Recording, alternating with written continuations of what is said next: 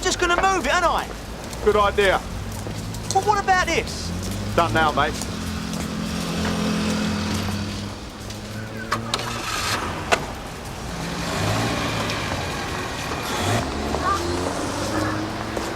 Supposing the idea of serving the public made you want to become a special constable?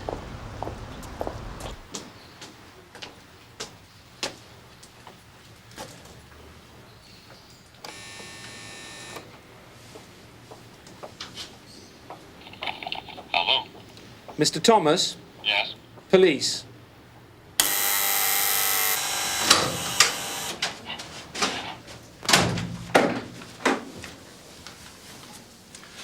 Detective Constable Dashwood, Sunhill CID. Report of a burglary, Mr. Thomas? Yes, come in. What about this one? Stick them on. As well as the money, there was a stereo rack system here. I've got the sales receipts, if that's any good, and the serial numbers. Yeah, the serial numbers are very useful. Hold on to the sales receipts for the insurance adjuster. You are insured, I hope. Oh, yes. Well, that's why I'm reporting it. The insurers insist, don't they? I'm not here just to rubber stamp an insurance claim, Mr. Thomas. Oh, no. But, well, you've got your work cut out with major crime these days. There's not much chance of clearing up a thing like this. I'm not entirely sure I know what this sort of thing is. If this flat's been burgled, why are there no signs of forced entry? Windows, doors, all perfectly secure. What's it all about, Mr. Thomas? He didn't break in. He used his key. Always keep one for you. Cheers, Stevie. First chance I've had to get out this morning. By the way, it might be worth shifting that car of yours. One of those days, you know? Oh, as soon as I get a minute. Thanks for mentioning it. Here. Can I have one of your specials? Don't mind if I do. Don't think I've got any change. Next time you come in. Remind me. Yeah.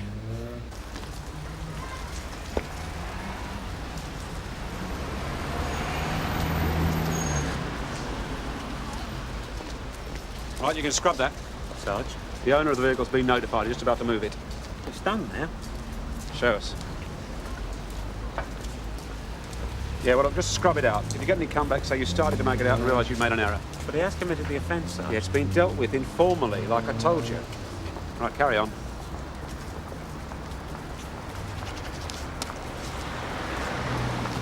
What was that all about? Told me to scrub it out. He's dealt with it informally. Saucy git. So you met this man, Terry Clark, at a club and invited him back here. And on a subsequent occasion, you gave him a key to the flat. Yes, that's right. Did you ever give Clark money or presents? Well, I bought some clothes for him, as one would for a friend. For a lover. And yesterday, you discovered the items missing. I tried to contact Terry last night. I thought I should give him a chance to explain. He was out. But you have spoken to Clark? He phoned me this morning. And he said he'd taken the stereo and the money. He also said that he'd come back for some more. Do some damage next time. Or I could, well, buy him off is what it amounts to. Pay him in cash. What made Clark think he could get away with this? It's obvious, isn't it? It's a kind of blackmail. He thinks I daren't complain. They can't touch you for it these days. Consenting adults in private? Well, maybe they can't lock me up. But you've seen what the newspapers can do to a gay politician, gay judge, gay vicar. I'm a head teacher. They could crucify me. I mean, Chris Lowe, he's a special. I got him under me wing. Yeah, well, give me a benefit. This is it. And Penny pulls a stroke like that. Yeah. Ain't on, is it? I wouldn't mind, but he's waving a big fat cigar he just pounced off the perpetrator. Yeah, well, he might have bought it. Yeah, might have laid it like an egg. I don't think so. Not me, Michael. Absolutely no way at all. Look, Gov, I told this man Thomas that I could see it needed delicate handling. Oh, yeah? I bet you say that to all the boys. And I would consult with my colleagues about the best way to proceed. I don't blame you. Not one little bit. But I'm not coming in on this one. We've got armed blaggers on the ground, and the next off licence they turn over, they could shoot someone. Priorities. And now I've really got to go. I'll tell you what. Take Tosh with you. He's nice and cuddly. They like him. Bloody hell. Right then. Well, if you ask me, it's a domestic dispute between two screaming queens. Do we really need it? I don't think it is. I think Thomas is having the burn put on him. If he is, there's proving it. We give this Terry Clark a spin. And if he's still got the stuff on him, he just says he was my boyfriend. He gave me presents. He gave me his keys. He gave me the stereo, the money. Which is why I want to concentrate on money with menaces. But you've only got Thomas's word for it. There's no corroboration. So I want to set something up. Surveillance. I reckon they'll bottle out. Withdraw the complaint. Let's talk to technical support. Suss out what equipment they've got, then put the idea to Thomas. He's an intelligent man. He'll see the point. All right. But if he's so intelligent, how come he's got into this mess? So they find this bloke in a pub, see, after hours. And he's drinking scotch and he's eating crisps and he hasn't put no money in the till. You know what they charge him with? Go on. Impersonating a police officer. You're easily amused, Edwards. That one's older than you are. It's the way he tells him, Sarge. I suppose a bloke in the pub had a big fat cigar and all. I missed that bit. Wouldn't appeal to you, Sarge. It's a bit vulgar. But how am I going to talk to Terry with, what, some great tape recorder stuffed in my jacket, whirring away? You won't be carrying a tape recorder. You'll be wearing a transmitter. Pin that on your lapel and you can forget all about it. Abortion on demand? Yeah, well, we have got others. I don't wear badges. Forget badges. We can use a coat button.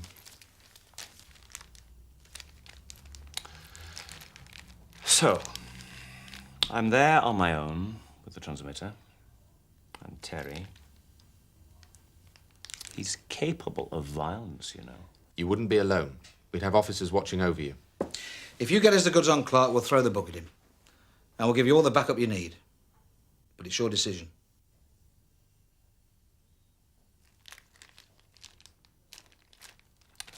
Okay.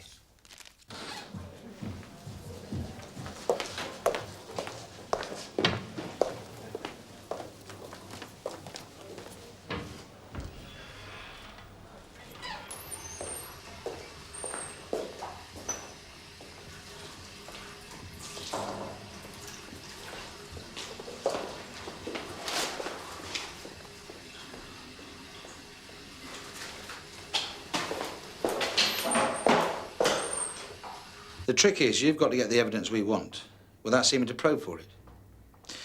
Now, that can be very awkward, but in this situation, you've got an advantage. He's making the threats. He's making demands. The ball's in his court, you see. Well, Like he's got to say, give me the money, or whatever. And your quite natural response is why? Why should I? You're playing down his threat. He's got to spell it out. Increase it. yes, I can see that. Stamp! Is that your doing? You don't deny it? What's going on Listen, about? if you've got something to say about me, you say it to my face. You don't run it off balls. Hey, you're on duty. Get back in the CAD room. Oh, you're the relief sergeant. You sort this slag out. Please, we'll talk later now when you get back to the CAD room. And you've all had your fun. Can you lend me someone as a minder, Bob? Yeah, you can take Clint Eastwood here when I finish talking to him. Don't bring him back too quickly. Cheers. Straighten your tie. There we are, Mr. Thomas. Put that on.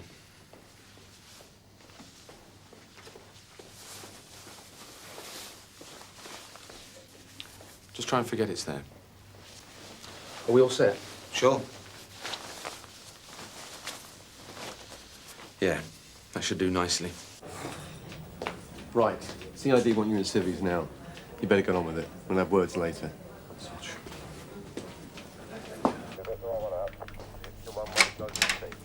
Tom, you got a minute? Sure.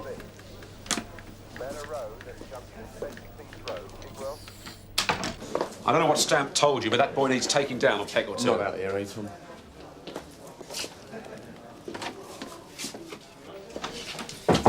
I might have been out of order with Stamp, but I was trying to settle things personally rather than make it a disciplinary matter. Cobblers. You know what that was all about. You took a gift from a member of the public. And then straight away you showed favour to that individual by preventing him from being summoned for an offence. Well, if you put it like that, but it wasn't how it happened, not at all. Not in your brain, perhaps, but that's how it looked. And in front of a special. I don't have to listen to this. Oh, yes, you do, Tom, because if you don't hear it from a friend, you're going to hear it from a disciplinary inquiry, and then it'll be too late. I don't see any more stripes on your arm than on mine. And what do you mean by that? I mean I don't have to take this from you, Bob. If there's something you don't like about my conduct, then stick me on a report. Save your sermons for plonks and probationers. Tom? Or your delinquent son, come to that. You know, they're right, you really are pushing your luck. Just don't patronise me.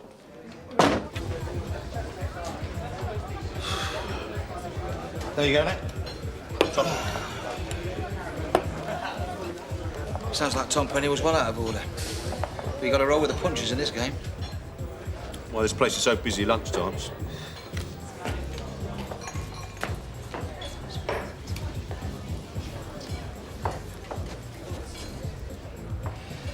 The meat they put in those things, they blast off old bones with high-pressure boiling water. Who says? It's well known. Excuse me, change. Excuse me, mate. Change. I could blow this.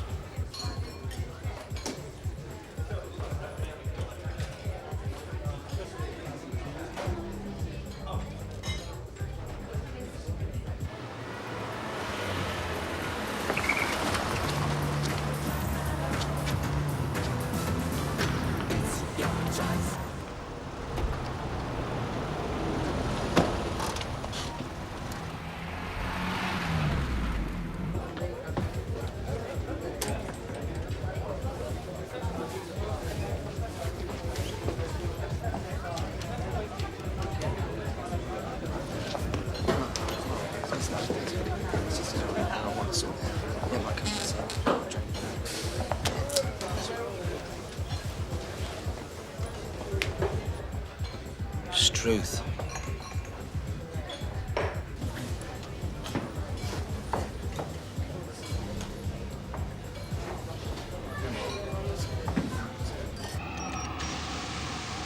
Get us a drink or what? The usual? Yeah. My mates are ready for a refill and all.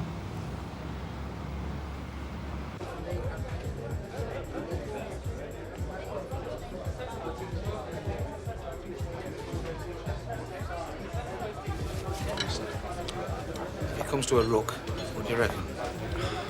Shall give that beef burger a miss.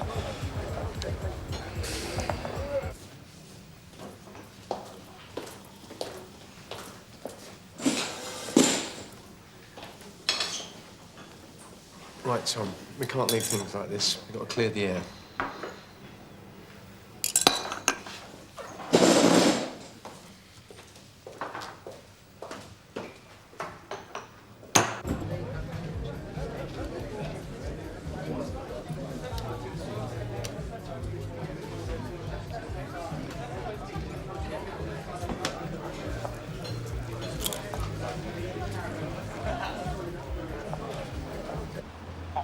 Because it's private in there, right?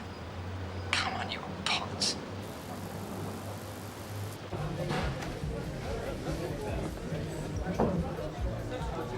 Tell Dashwood we'll have to go in.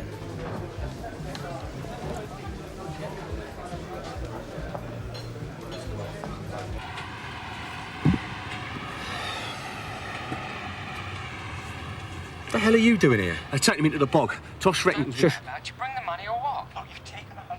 You've got the stereo system. I fed We'll go and get him out. for months. What more do you want? I've had enough I haven't got of it this yet. crap. You come across with the money, right? Or else. What can you do that you haven't done already? I can come back to your place, take what I want, and torch the rest. How about that? That's it. Go.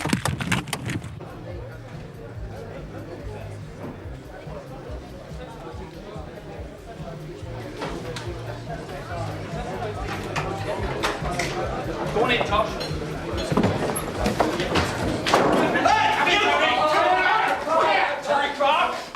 You're nicked.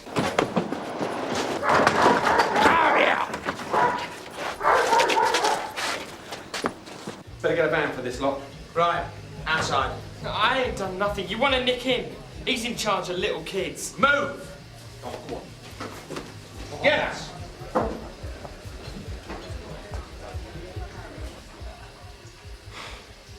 You all right? Did you get what you wanted? Oh, yeah. Are you sure you're all right? Bit shaky. Well, I suppose this is what you get for feasting with panthers. Sorry?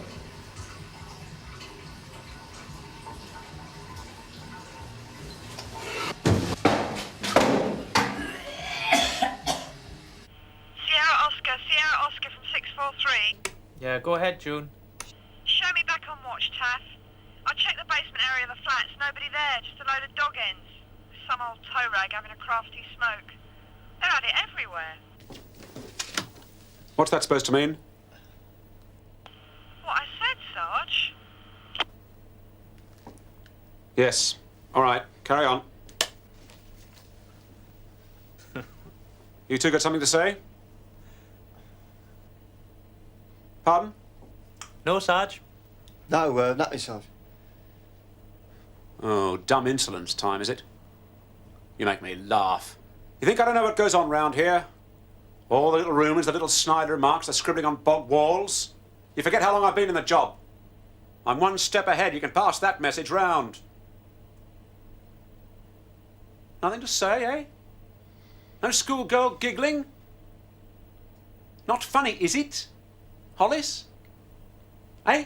No, Sarge. Not funny, Edwards? Talking to you, Edwards. No, Sarge, it's not funny. It's pathetic. Right, you lot out now, moving, come on. Did you get a result on that ginger beer caper then? That's right, Gov. Stone me, you've done better than I have today. No joy with your blaggers. Blowout.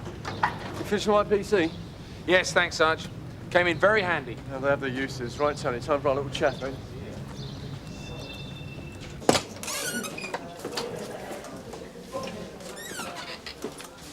Right, Tony, I've got to say this for starters. I've tried to get on top of this situation, but at the moment I've got no idea how much damage you've done. I'll come back to your place, take what I want, and torch the rest. How about that, then? No answer to that, is there, Teddy? And you've got your mates involved. We could be talking about a conspiracy charge. Wasn't no conspiracy. I said to them I have this debt to collect, that's all. Listen, I can tell you things. What things? What I done. What you say I done is nothing, yeah? I know some really bad boys. Boys with shooters. They go out, they do blagging jobs, know what I mean? The point is, if you don't like a senior officer's conduct, there are better ways to deal with it. Grass on him. No, before it gets to that, speak to him privately. Sorry, it's not on. I could talk to you like that. I could talk to Alec Peters, but not Penny. He can hand it out, but he can't take it. That's the point. You don't think I give a monkeys about him mumping cigars or doing favours? Well, I must admit, I never figured you for a Boy Scout. No.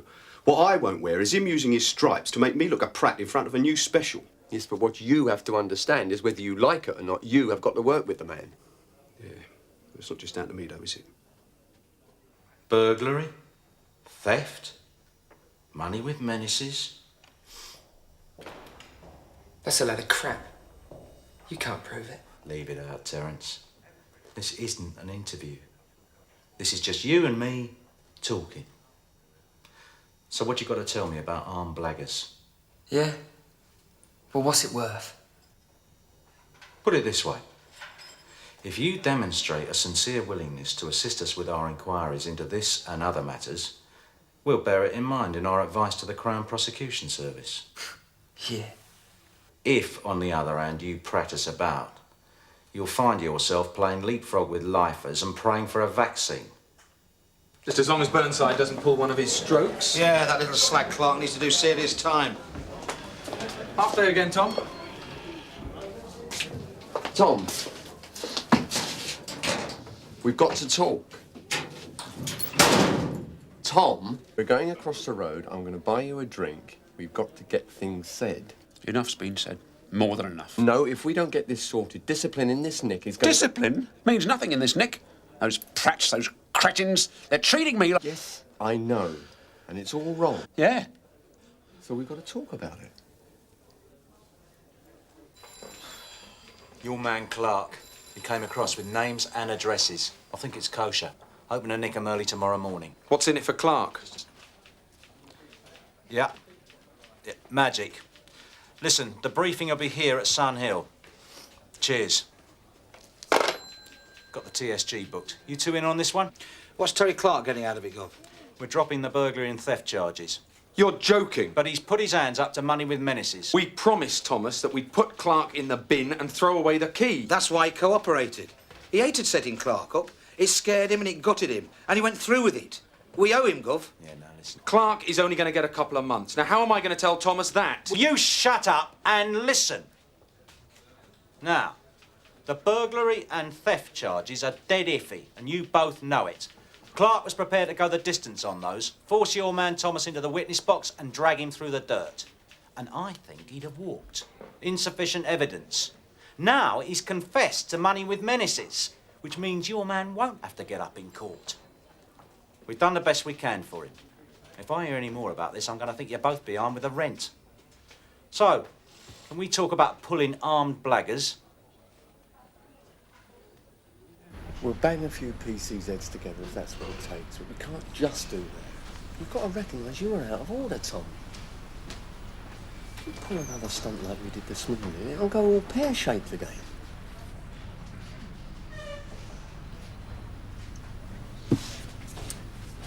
You've got to work with these men. That's all there is to it. I know you're a good cop, but... Oh, well, thank you. It must be true, because, of course, you're perfect. You're Bob Cryer. The sun shines out of your ear hole. Right, please yourself, Tom Penny. Fall to bloody pieces.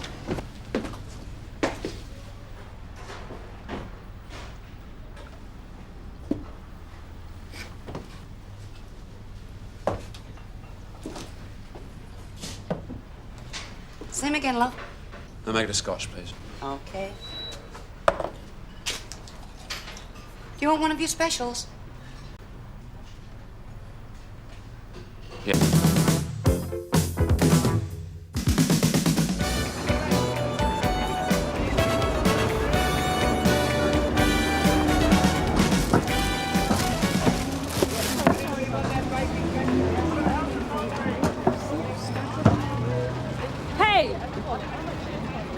Hey, you! What do you think you're doing? What's it look like I'm doing? This is a parcel, that's a van, I'm the driver, and that's the place I'm delivering to. Your engine's still running. Well, no one's going to nick it in this lot, love. You don't know that. Anyway, it's an offence. Don't be silly. Go and catch some criminals. Driving licence. What's your name? Jimmy Harris. Brilliant. In the car, Dick. My name's Tim. Oh, get in the car. Listen, you stupid idiot! Do you understand? Your lucky day, Mr. Harris. Go on, push off and take your van with you. Yeah, that's me. Lucky Jim. We'll be back again tonight, the sun. The late turn will collar him then. Just means I won't arrest him. Someone else will get the credit. I can handle that. I've done my bit, spotting the dodgy tax disc. Tim, this is not some sort of game. You did well spotting the forged tax disc. You did better getting help instead of blundering in there on your own. Applause. That was a good move. But it was a disaster upsetting Chummy's father like that. He was pretty lippy. It doesn't matter. It was his house. He hadn't committed any offence. It was the son we were after. The name of the game would have been to have got the father on your side. Would have been. I can't see how the son can drive round with a fake tax disc without his father knowing. Your dad check your car over for you before he lets you take it out, does he? I don't live with my parents. Any units near Market Street, over? 139 receiving, over. Thank you, 139. Go to the chemists at the corner of Market Street and Hawk Street. Assist WPC data there. Any other units, Market Street area? Sierra Oscar 6, High Street, over. 6 receiving. Can you make your way to the chemists, corner of Market Street and Hawk Street 2, over? Received. What's a shout? 181's having trouble with some overexcited addicts waiting for a prescription, Mike.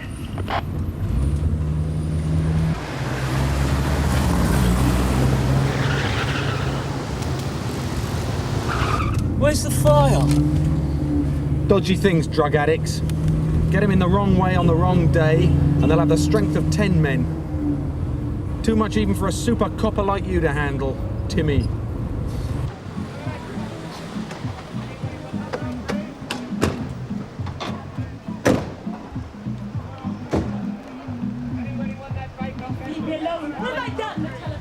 Since when was it meant to get lodged with a bloody chemist?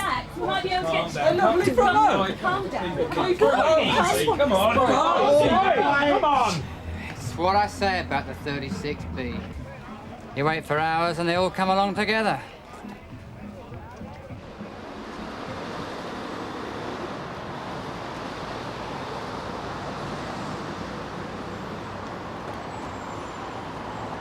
Glad that's over. Sierra Oscar from Sierra Oscar 1. Go ahead, Mark. How's Data getting on with her drug addict? That is the trouble with asking CID to help you with an inquiry. Thought he was all right. I thought he was a mate. College perhaps, not mates. That's CID. Well, that's the nature of it. You find the offence, you do the work. Yeah. You know, anything bigger than a parking fine, and somehow their names always seem to find their way up to the charge sheet. Like burglaries. Now, you put everything in the crime book and they take out the ones they fancy themselves at solving. It's historical. And that's the way the system's developed. The main skill in CID is not taking on any crimes you can't solve. Yeah, how many burglaries have you solved, huh? Yeah. You? All right. Yes, Mum, fine. Data's in there with the girl, waiting for the pharmacist to fill in the prescription. He's checking with the doctor to see if it's a pucker prescription or not. It's a month's supply of diamorphine. What for? In a suspension, like a cough mixture. The pharmacist just got worried because it seemed a lot to dole out all in one go. And it's a private prescription. She just doesn't look like a private patient. No offences there. Not here, anyway. She just got excited while she was waiting. She's a registered addict. Those two Herberts live with her. What's everyone hanging around for? I want to take her home. There's just something funny about her. I want to see where she lives. Does your inspector know you're hanging around here? PC Abel thought he had a lead on some forged tax discs. Well, you know what you're doing. Take Data. Yeah, but when I brought that fellow in, that was for burglary, wasn't it? Come on, what's this, a Federation AGM? Oh, no, Mum, we try and hold them somewhere a little bit more salubrious than this. I've got some truly terrible witness statements from you on my desk, PC Abel. Me, Mum? No, perhaps it's the other PC Abel. And yours aren't all that brilliant either, Garfield. How do you spell carburettor? The pair of you come and see me after your refreshments breaks, okay? Yes, Mum. That means going back to the station with these two, Abel. Yes, Mum. Where are you taking her? Home. Because she's with us. Not anymore, she's not. Mind your head. Come on, Lise. Hey! Get your face out of my car. Oh, careful. I'm a member of the public. We've been held up here. Inconvenienced. Any time to believe. Ask the inspector. Tell her you've been inconvenienced. She'll sort something out for you.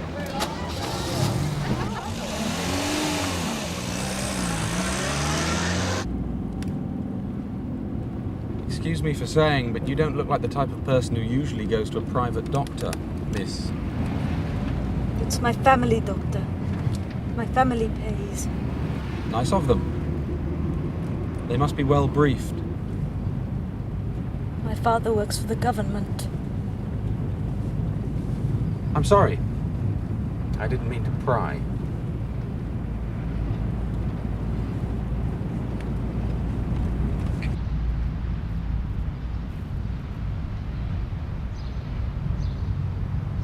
All right, where to now? It's at the end. There's nothing at the end.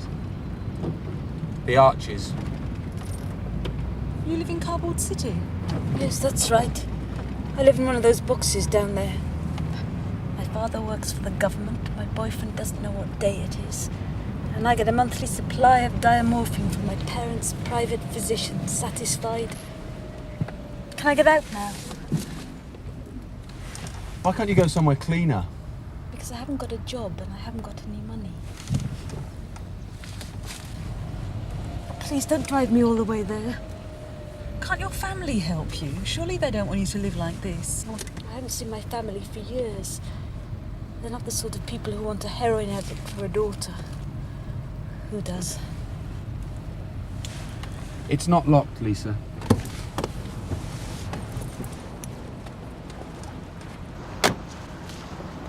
Thanks. Mike, Thanks, Mike. is there anything I can do for you? You mean if anyone illegally offers me controlled substances? No, but... No one will. I'm a registered addict with a prescription.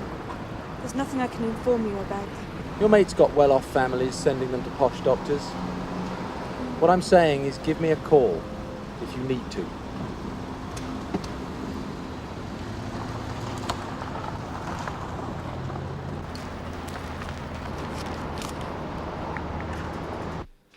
I've the feeling there's something very wrong here. Very wrong, attitude-wise. Yes, Mum. Yes, Mum, what? Yes, Mum, to what you just said, Mum. I've had to send back files to both of you in the past 10 days, basically because of bad statements. Yes, Mum. Bad interview techniques. You fail when confronted by a witness. Yes, Mum. The statement taking is a skill, you know. Yes, Mum. Look, it's no good the pair of you keep agreeing with me all the time. I don't want to be humoured. I want accurate, aware and sensitive statement taking. Be businesslike. Yes, Mum. We don't do statement taking in the area training programme for another 6 weeks, Mum. That's businesslike, is it? That's the best you can do. Right, back to work. See me the same time tomorrow. We'll have another look at this statement taking. You can't carry on the way you are for the next 6 weeks. Mum. That'll be all, PC Abel.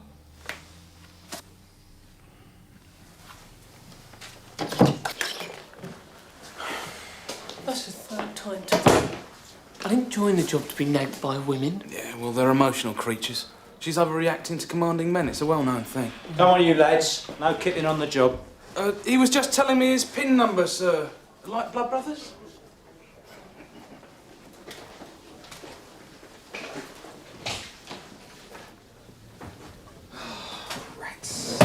Problem, Michael? I've just been down in Union Street with a drug addict. A registered addict, heroin. Oh, yeah. D.S. Benson, Peter Street. Ring any bells? He's looking for you first thing this morning. What, here? No, on the blower. I made your excuses. So, what's the SP on this drug addict that's so important? It's a girl, early 20s, good family, an intelligent girl, living in a cardboard box under the arches. What do you make of that? Terrible. Data found her with a big prescription from a private doctor. I was just checking to see if we had anything on the doctor. Nothing. So, pass it on to the drug squad, mark his card and forget it. You remember Marianne Wilson, the woman doctor who runs the rehabilitation unit? What, with the legs and the blue eyes? Who could forget her? I was going to give her a call about the girl. Social work, Michael. Anyway, if she's registered, she's been through all that palaver before. Now look, finish up here, then my office, 2 minutes, we'll get some work done. First thing you can do is deal with D.S. Benson's query.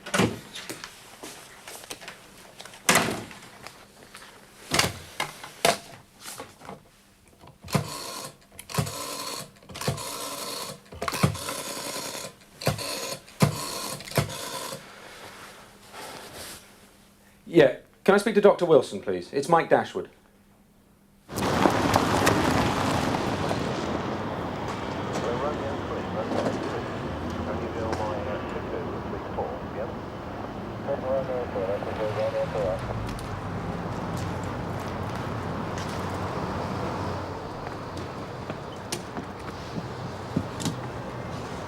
Thanks for having him call me, Taff.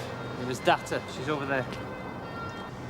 Looks like somebody's given that girl a first-class kicking, doesn't it? How long's she been here? Who knows? Since the early hours, anyway. Did you search her? Of course, while we're waiting for the ambulance. No diamorphine bottle. No gobby male friends either.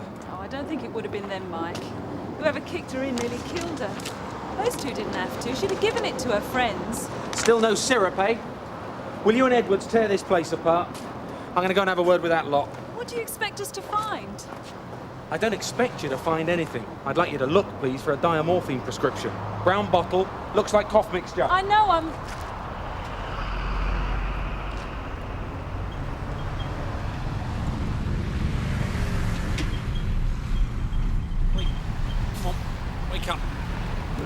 They've all gone. What happened over there? Did you see it? No. They won't let me go there. Who won't? The people there, who live in those boxes. They say we're a bad lot. You know what? What? They're right. They're snobs, but they're right. Who beat up the girl? Girl? Don't muck me about, you dozy old flea bag. And where are all the others? The ones who were shouting their mouths off and chucking things at me yesterday, eh? Who are you? Come on, mate. Get nothing here. Couldn't even tell you his own name, never mind what happened. He reckons they're snobs over there, because they won't ask his lot over to visit. Well, I don't blame them, he's filthy. They're homeless, it's different. Snobs? Good grief. Doesn't matter where you are, there's always someone below you. Or above you, for that matter.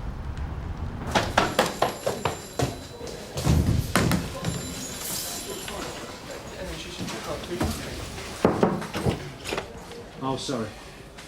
Is it confidential? No. Yeah, sit down, love.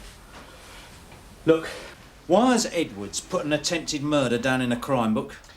Well, someone tried to kill a girl down at Union Street last night. Registered drug addict. Lived in Cardboard City. Dashwood thinks someone was after her prescription. We took her there yesterday, sir. Yeah, spare me the mini-series, I know all about it. The area car driver said that someone kicked her around a bit. More than kicked her around a bit, Frank. She's unconscious in hospital. Yeah, but she's going to wake up, right? What's the extent of her injuries? Couldn't say. Broken bones to the face and ribs, sir. We don't know about a fractured skull, and we don't know yet about internal injuries. DC Dashwood's got the details.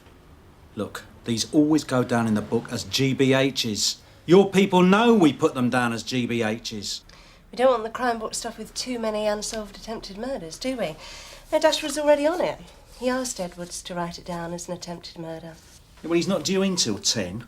No, well, he's going to see the girl's doctor not far away, down in Midland Lane.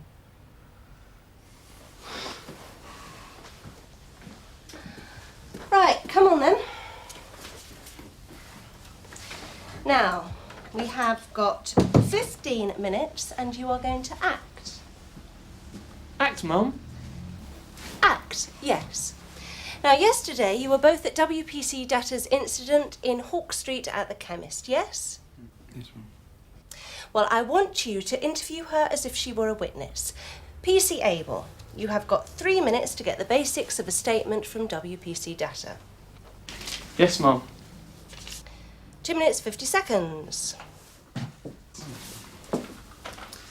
What's your name, love? Why are you calling her love? To put her at her ease, Mum.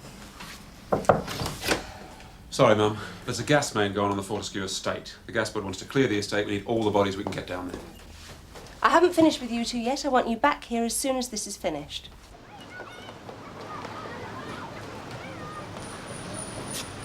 Sierra Oscar from Burnside. Go ahead, sir. Forget it.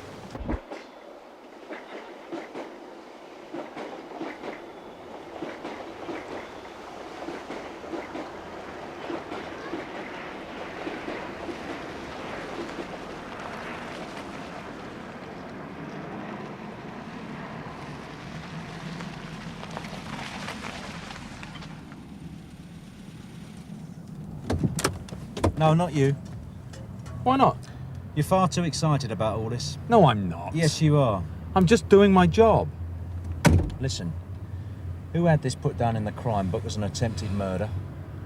I mean, don't you usually consult your inspector before pulling a stroke like that? I think you better lay off this for a while. Lay off? Well, in any event, take advice from either myself or Ted before you do anything else on this case. As it is, we're going to look like right prats if we don't come up with a suspect for your attempted murder. But it was attempted murder, Gov. You should have seen her. You really are over-involved with this, aren't you? I mean, you taxied the bird home from the chemist yesterday afternoon, you spend the rest of the day reorganising her life instead of getting on with genuine police work, while I've got half the coppers in London ringing me up. One. D.S. Benson. Yeah, all right. But it still means that I'm fielding phone calls for one of my men, Michael. Then she has a row with her boyfriend over the juice, and you've immediately got it down as the crime of the century. Now, what's going on? You in love or something? Look, take my advice. Just lay off. I'll find the boyfriend, he'll tell me the story, and then we'll resume normal service as soon as possible. I suggest you forget the last 24 hours.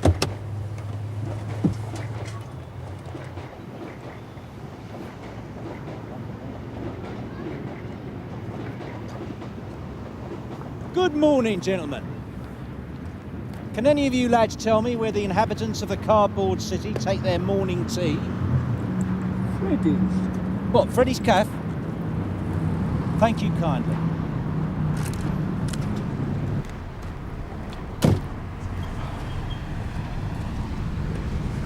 Freddy's Cafe. That disgusting little caravan down the back of the market. That's where they all hang out when they're not here. Where else? What about the other 4 beers? Well, if I don't find him, I shall don my overcoat, return here and split them with the lads. I think they quite like me, actually.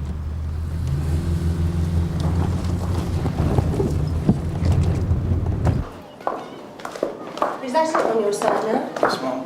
Good. OK, ladies, if you could just clear over to the other side of the courtyard there, thank you. Sierra Oscar from Sierra Oscar 1, over. Go ahead, Mom. All clear on this side. How's Sergeant Penny getting on? All clear there too, Mom. Received. If you could ask him to pass that message on to the gasboard radio control people.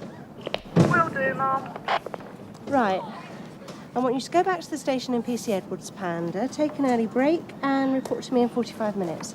We'll go over this statement business again. Yes, Ma'am. James. My Lord Abel here and I have an appointment with my Lady Winterbottom. But first we must to luncheon.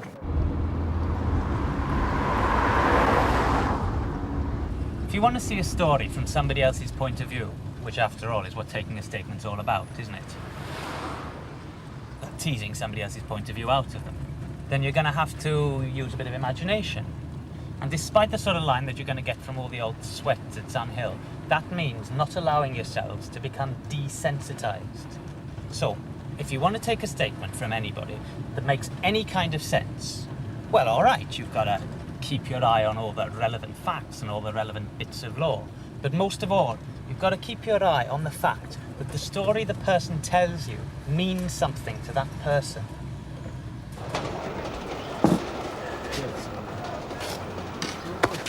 Come here, you. That's our man. Where'd you get these cuts? Some tow rags attacked us last night. Who's us? Us. Down in Cardboard City. Union Street. Huh. We don't have burglar alarms, you know, and regular patrols and you lot to make sure our stuff's all right. So where'd you get those cuts? Defending ourselves. Where'd you get this? Christmas stocking? It's Lisa's. I'm looking after it for her. I always look after it for her. You sure you didn't get those cuts getting that off her? I don't use the stuff. Only she does. And she's registered. I don't believe you. You better hope she doesn't die, you slag.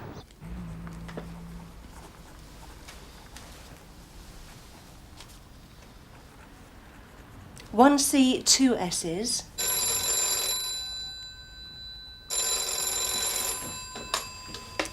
Yes, Inspector Fraser?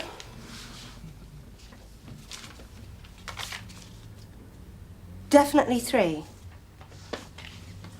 No, thank you for calling us. Okay, bye.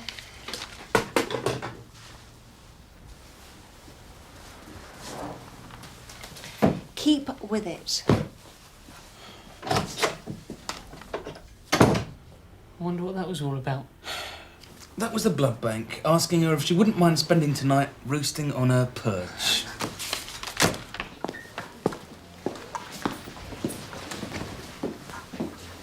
Where's your Inspector, Dashwood? Upstairs, Mum. Could you come out a minute? I'm just finishing this chat, Mum.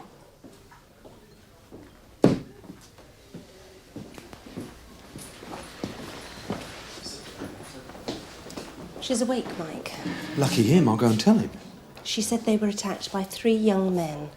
Looked like they had plenty of money, smelt of posh aftershave, she said. Drunk a lot of booze, very aggressive. Perhaps she's covering up. Perhaps she doesn't want anything to happen to him. When would she have the chance to cover up? You better get back in there and get a description of the attackers from him. And that's it? That's it. Mom?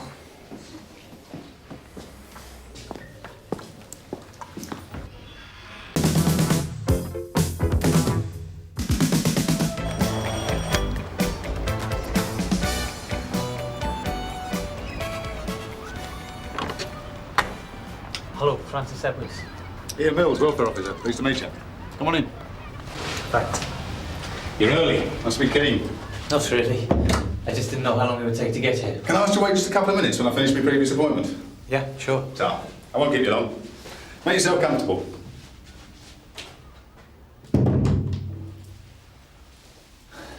What the guidelines are talking about is image. Our image of ourselves and the public's image of us.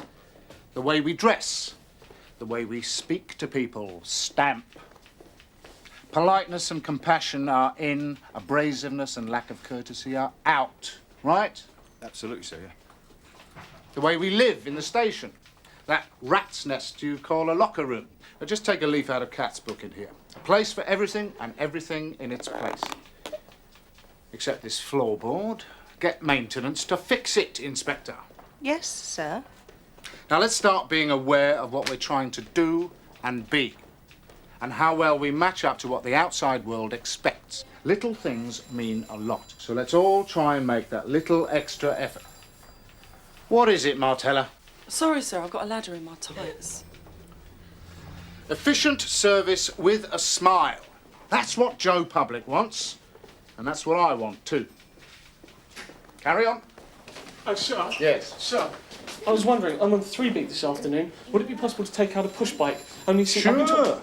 Good image. Bobby on a bike. Human. Accessible. Just clear it with Inspector Fraser. Yes, sir. Viv Martella. Yes, sir? You don't mind doing the surgery this afternoon, do you? I do what I'm told, sir. me, sir. Only I'm not a home beat officer. Yeah, but you do know the ground. I know the pill be mistake, sir, yes. Take a seat. Coffee? Or do you prefer tea? No, coffee's fine, thanks. Wine, no sugar. Okay. You ever been counselled before, Francis? No, never.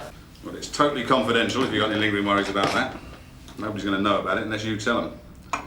Nobody at Sun Hill, governors or mates, and nobody up the road. Well, I'd hardly be here if I thought otherwise, would I? I'm not that desperate. There you go. Thanks. I would like to take a few notes as we go along, though, if you don't mind. This helps me to freshen my memory before the next session. Next? Yeah. Well, this is just like the icebreaker, really. We normally like to set up a series of meetings at regular intervals. Sometimes 6, it depends. That won't be necessary. As far as I'm concerned, this is just a one-off. Sorry, mate. No magic wands. Well, our experience is that the counselling process takes time. I'm not looking for a shoulder to cry on, you know. No, of course not. I'm not looking to spout advice. I'm here to listen and hopefully help a bit. So what's your background? Who am I talking to? Me. I'm an ex-detective sergeant with 20 years in the job. So I know it can't have been easy for you to phone. Asking for counselling. Wrong image. We're all tough guys in the Met, aren't we? But that attitude's changing. Look, I've got no hang-ups about being a macho man, all right? I just don't like talking about myself. But you're here. Yes. Let's talk. Don't like having a female operator either. It's not your day, is it, Tony? Is this the car you pranked last month? Where is Taffy Ebbers anyway? Gone sick again. No, he's on leave. Another expensive holiday, keep his missus happy. I do. Hey, Tim! What are you doing with that? It's a push bike. You put your leg over and pedal. You're never going out on it in broad daylight. Yeah, why not?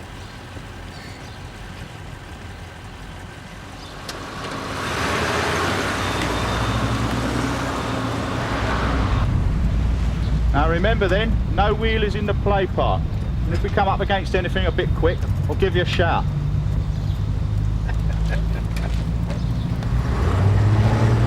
If I gave you a piece of paper, Francis, and asked you to write on it the one word that summed up why you're not a happy man, what would that word be? Marriage. You and your wife aren't happy? No. How long have you been married? 2 years, just over. What's her name? Mary. Is there a third party involved? Yes. The job. I've come to the conclusion that marriage and being a copper don't mix. A lot of coppers wouldn't agree with you. Hardly say otherwise, can you? It's your job to keep the lid on police divorce. You need a strong lid. Yeah, okay. The stress of the job breaks a lot of marriages. But the lucky ones find a stable home life helps a lot, you know. And somebody to share the bad experiences with. It's not like that in our house. How is it then? Does Mary find it as hard to talk as you do? Oh, no. She finds it very easy. The only trouble is she keeps going on about how awful London is and how unfriendly the people are. When am I going to get a transfer back to Wales? Couldn't that be her way of showing she worries about you? You must have been in one or two hairy situations, I dare say. No more than anybody else, to my relief. She's not married to anyone else, is she? Isn't it possible she's just trying to keep you out of the firing line? Yeah. Sitting behind a whelk stall on land did no seafront, then she'd be really happy. How do you mean? Didn't you just say she wants you to get a transfer? I'm not trying to contradict you. Yeah, all right, forget about the whelk stall, but you know what I mean. Look, she's a small town girl with small-minded parents. They like living in each other's pockets. And you don't like that? I don't want to creep back to my hometown and my in-laws and be expected to spend the rest of my life slagging off the big city, no. You're bound to get one or two questions about joyriders using the estate as a racetrack, but traffic police have got that in hand. Oh, and the Maguire sisters at number 80. Not gone yet. Just waiting for transport, sir. They've just been given their marching orders by the council, so that probably... Floor's not been fixed then. Well, you did only mention it half an hour ago, sir. Probably only needs a nail, for God's sake.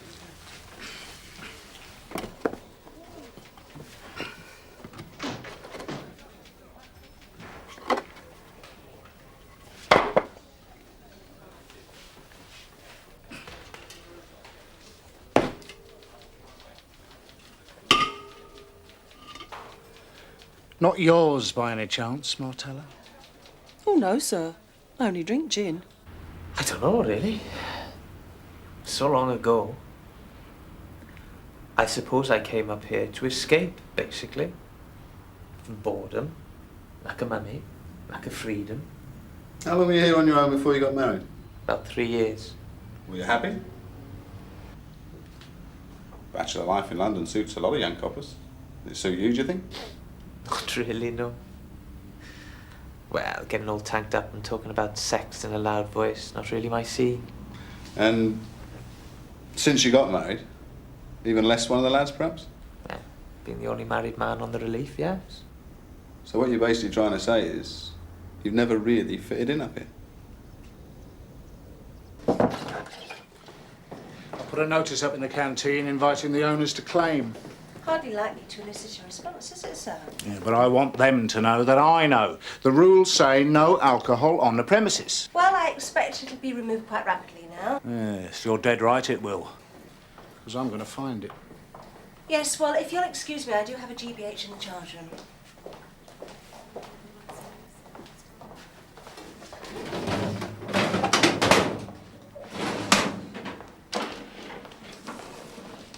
I keep a change of underwear in that one, sir. Got to be a night shift, isn't it? Oh, which night shift? I mean, we're all on nights 1 week in 3. I haven't seen any booze. I'm saying no more. Only 'cause you don't know. Here you are, my love. Pilbeam Estate. There's £3 on the meter. Community hall's round the back. You'll enjoy the walk, won't you?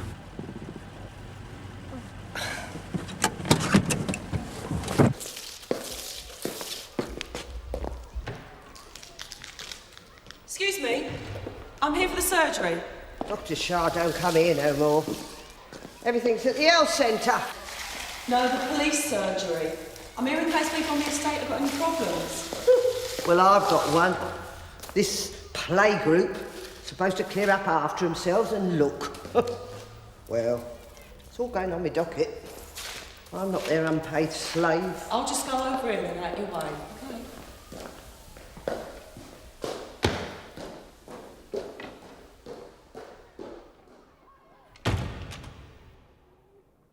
So, is it possible the problem is not so much that Mary wants to go back to Wales, that deep down inside you want to go back and you can't bring yourself to admit it? So you've had to offload the blame onto the wife? Well, it'd be the final proof that Taffy Edwards hides from trouble, wouldn't it? Any truth in that? No. Well then, don't you think it'd show a lot more guts to move out and stay put, even if you do get a lot of stick from your mates? I think if it was me, I'd talk it through with my wife, take a deep breath, and go for it. But maybe we should meet again. No. Thanks very much. I'm sorry to have taken up so much of your time.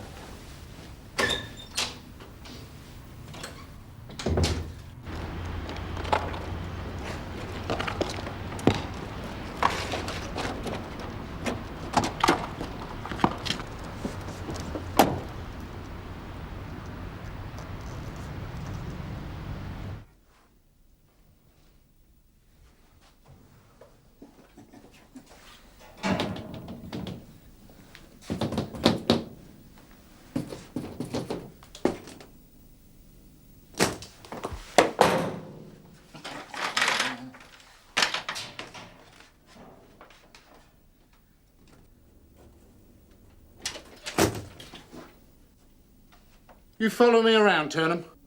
No, sir, I've come to collect my biscuits.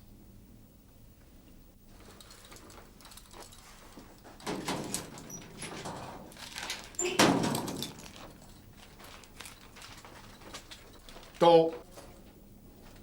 Yes, sir.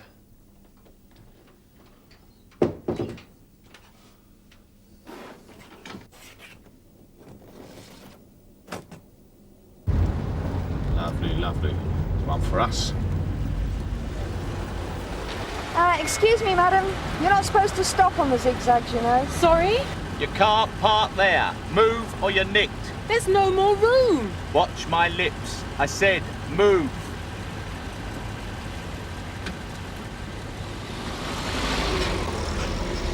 Well, abrasiveness is obviously out. She moved, didn't she? Take a turn around the block in case she sneaks back.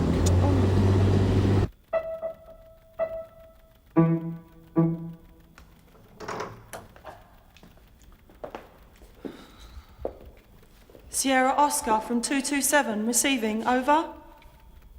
Receiving 227. You sure this surgery's not a wind-up? I've been here an hour and seen nobody. Cheer up, Vivian.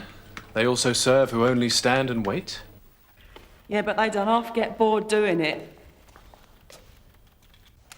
Oh, hello.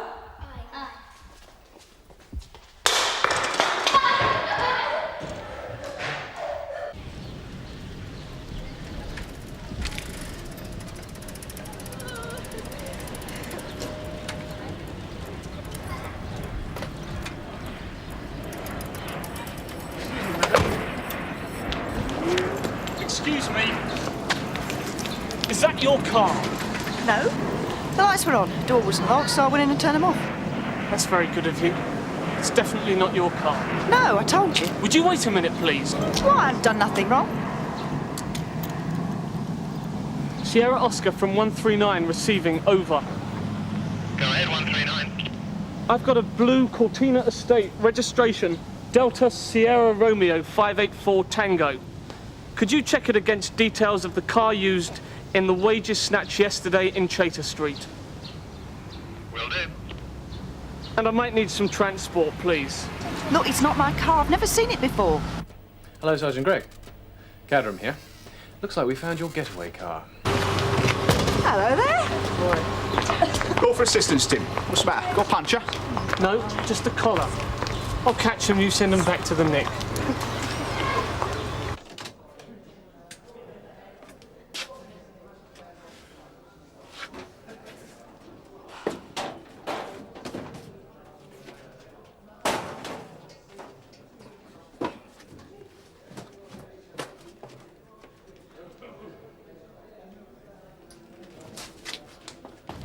you come. All right, here we go. All right, all right.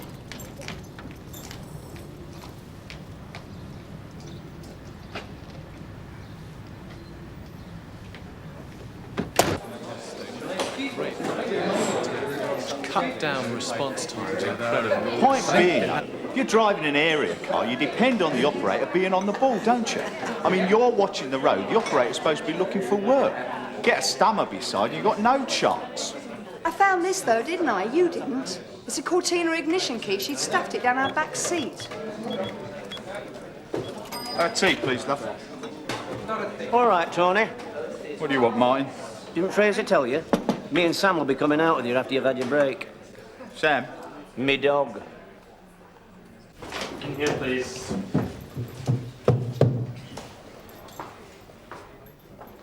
Don't mind me.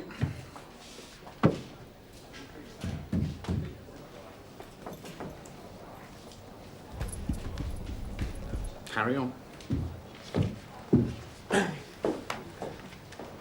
I am not having a mangy Alsatian in my car, Mark. It doesn't have to sit next to you, Stamp. It can sit in the boot. He's got a van for his dog. The experiment has been a great success on other divisions.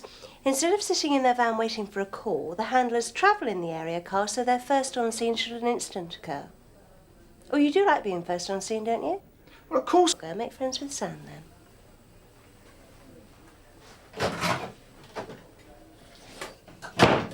You've been cautioned, Natalie, and you know why you're here. For saving a guy's battery, apparently. At 9:45 yesterday morning, two men snatched a briefcase containing £2,400 from a service station manager in Chater Street while he was on his way to the bank. Shortly afterwards, a witness saw a blue Cortina estate, registration DSR 584T, parked in Parview Road with its rear door open. Two men jumped in with the briefcase and the car drove off. The driver was a woman. You still deny it was you? Yes. This key fits the blue Cortina. So? It was found where you'd been sitting in the police car. I can't help that, can I? You didn't try to hide it there. Never seen it before. And if your fingerprints are found on it? In that case, you made me pick it up, didn't you? See you later. See you, Sheriff. Idiot. Wait. You can't take a dog on a bike either. I hope he's house trained. Oh, yeah. I should open all the windows, though. He's had a tummy upset. He's got bad breath at both ends.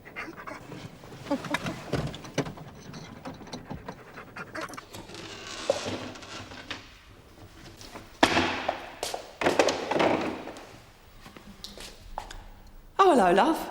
I thought I had the plague or something. I heard you were here. Sheila told me. The cleaner. Oh. What's the problem? It's Derek, my husband. He's gone. Oh, I'm sorry to hear that. Mrs. Stanley. Oh, no, I'm not really marriage guidance, you see. More what you'd call community liaison. No. No, he's gone to do a job. I know he has. And I don't want him to do any more jobs. He's getting too old for it, and so am I. When you say job, what sort of job? A thieving job. He's never known any other kind, has he? I see. Well, when did he go? About 10 minutes ago. His nephew's got a van. They're going to do the builders' merchants in Wrighton Road. Oh, dear. Don't mind me saying, Jerry, but what do you feed him on? He's vegetarian. Aren't you, Sam? Oh, yeah? Does that mean he only bites villains in green trousers? All units from Sierra Oscar. Information received of possible burglary in progress at Fordham, the builders' merchants in Wrighton Road. Sierra 1 responding. Yeah. Down here, and then you want to go not this one left, next left, left again, and right to Govan Way, yeah? ETA, 3 minutes, Sierra 1 out. Is it all right? Yeah, he loves it. Next on the right. What? Why didn't you tell me earlier?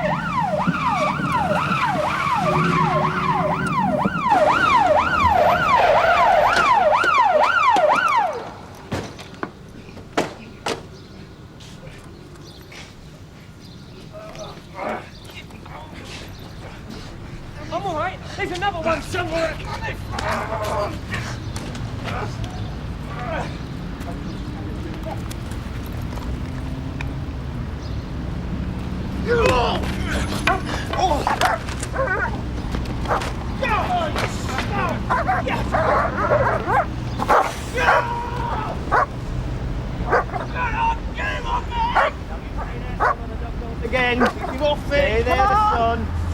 Get on there. It's all right. Come on, well done.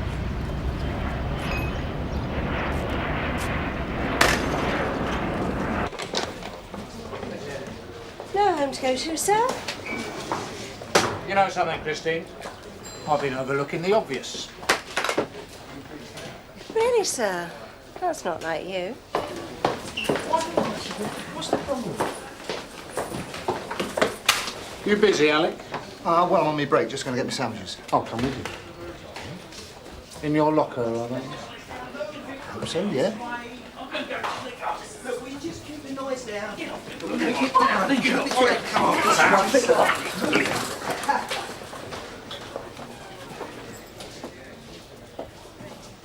Well, go on then, open it. What's all this about? Open it.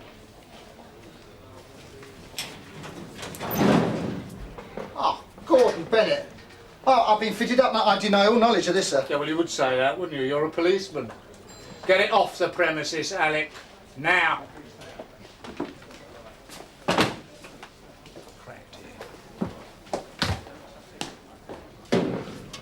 Did you put this in here? Personally, no, Sergeant. The lads thought he'd turn you over, so they fed him a bit. The rest of the stuff's safe, though. That's all right, then.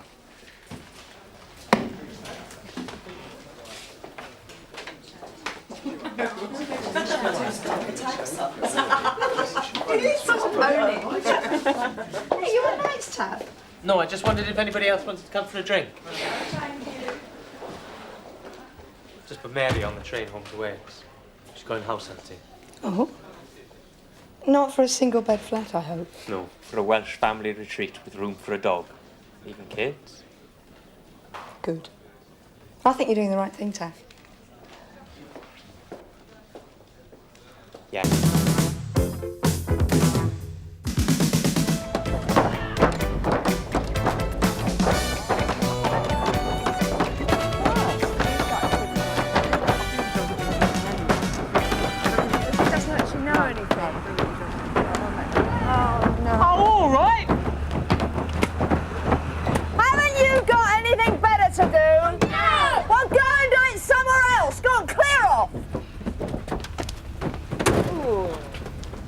Today? Nothing. What's up with you? Community policing. The pity they got rid of the community. They want a big kick off the jacks to them kids. If there was mine, that's what I would do. They wouldn't be able to sit down for a week. Come round again. I want a word with you. What's the score? I don't know the score, man. Well, what's the problem, sir? Bloody rascals, little animals. They think I don't know who's been breaking the windscreen and stealing the radios from my car. But I know, man, I know. What, do you want to make a complaint, sir? I make one all right. They break in here at night and they make a mess. Sierra Oscar from A5, we've arrived at the Earl of Percy public house.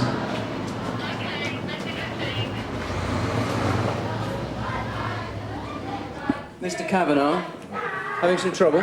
Trouble? No, I didn't. It's them in the saloon. They've been at it for 2 hours, shouting and singing and carrying on.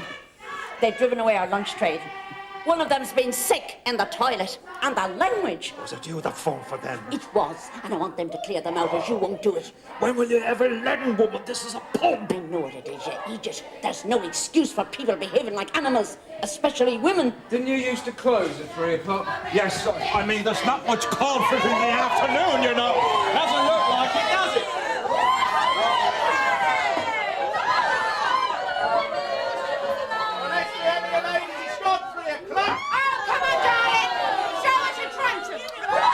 This is the third complaint I've made about those kids. I've been down the station, and all I get is a load of old cobblers. You don't do nothing about them. Well, could you identify any of them, sir? Kids, just kids who hang around here. I don't know which ones. Well, if you've no idea who they are... Hello? You listen to me now. I'm the higgler. Is that right? Right. It was me who found those ignitions. And it was you who told me that he had those exhausts ready and waiting. Okay, you go and find them. That's what you should be doing. Finding out who they are. That's your job. What's a higgler, sir? A higgler is a man who knows where to find the necessary. He knows the man who needs 3 goods, and he's the man who knows where to find them. Can't say you do much about your security arrangements, sir. Hey, man, what do you want me to do? You want me to get a pack of rascal Alsatians, camp out here with a shotgun all night? No, I wouldn't suggest that, no, sir. Look, sir, if you can't identify these kids, then there really isn't much we can do. It shouldn't be happening in the first place. What do I pay my rates for? So that they can come round here? What? Where is he? What do you mean, pick up? I'll take a look. I'm not a charitable institution, man. Go on! Get out of here! Get out of here!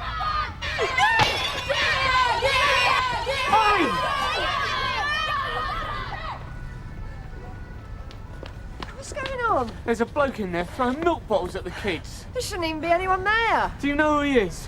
I don't know, man. That's your job. Yeah, well, he's got a point. There's your boyfriend over there. Sergeant darling! All right, April, you want the pools? It's my retirement party, sweetheart. She's gonna live the life of leisure from now on. Looking for a toy boy. I'd like to oblige, Ducks. I don't think I could stand the pace. Ah, we know you couldn't, love. 20 years in that factory, April. Did you ever work with the governor? I think his wife's doing that, Sarge. Yeah, she would be. Yeah, 9-2 receiving.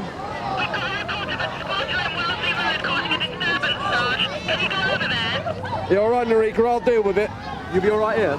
Yeah, I think we can handle it, Sarge. 643 received. Thanks. Well, they were a lot of help.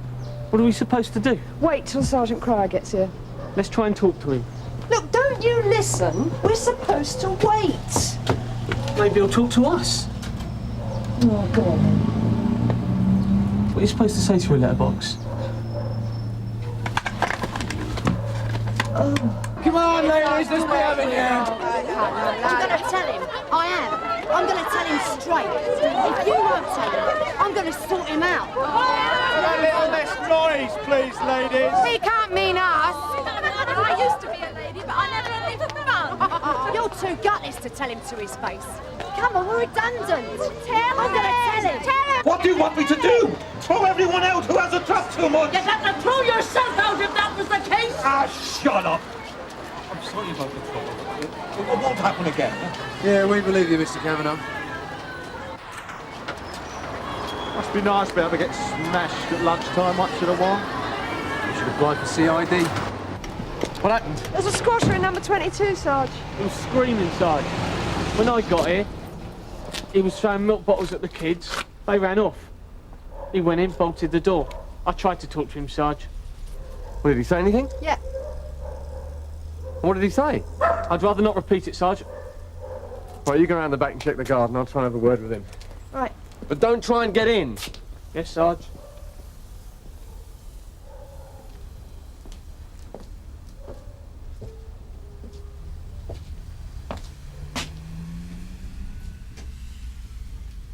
Charlie?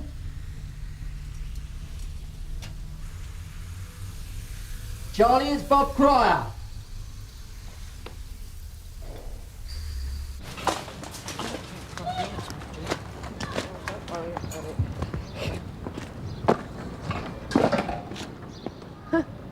Whoever did that was on more than aspirin.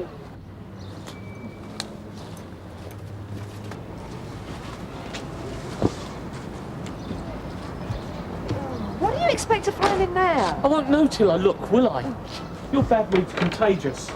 It's full of tools. Yeah, well, what do you expect? I mean, look at the garden. I don't care what they said. You can't do that. They won't leave me alone, Sarge. That's all I want. But if you rise to it, that eggs them on. Now ignore them. That's all I want to do, Sarge. Yeah, I know that, Charlie, but you told me you'd behave, remember? Yes, Sarge. I remember.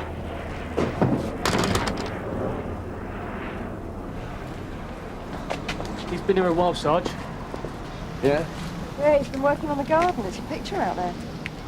I'll try and have another word with him. Do you know him? That was my beat for a couple of years. I knew nearly everyone round here. All right, on your way. I'll deal with this one. Charlie! Tea, Sergeant? Charlie, what the hell's going on? I'm just doing like you told me, Sergeant. No, you're not, Charlie. We had an agreement, remember? Yes, sir. I remember. No trouble. Word of honour, sir. Charlie, I wasn't a sergeant major. I was a corporal, just like you. Sir!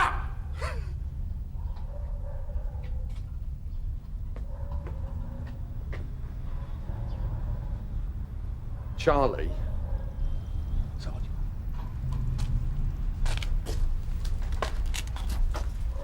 Charlie, I said you could move back in here for a little while.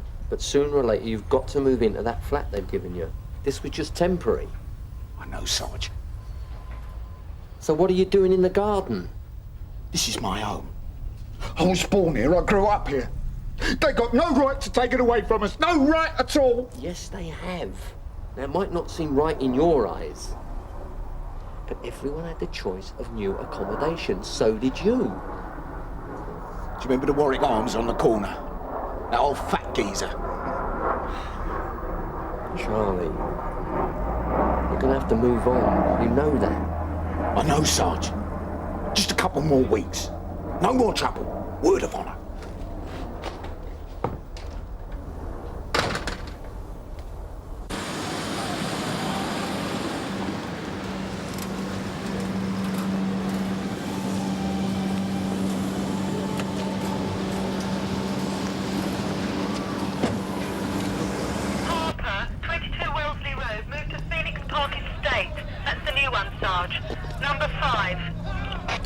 You know, I've got that. Attacks on me personally. I mean, it's not as if I'm responsible for company decisions, but you can't make some people see that. Was there been any damage done? Well, not yet. I mean, they get so personal. The abuse I've had to take, you wouldn't believe. The personal remarks, I don't think it's called for. It's not as if I'm to blame for decisions made at the head office. Go on there.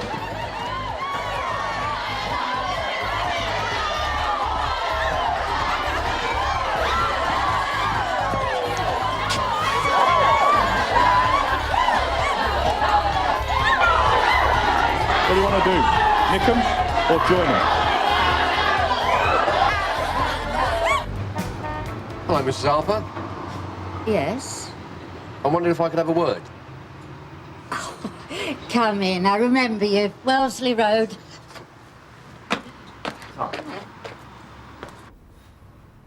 Who is it, love?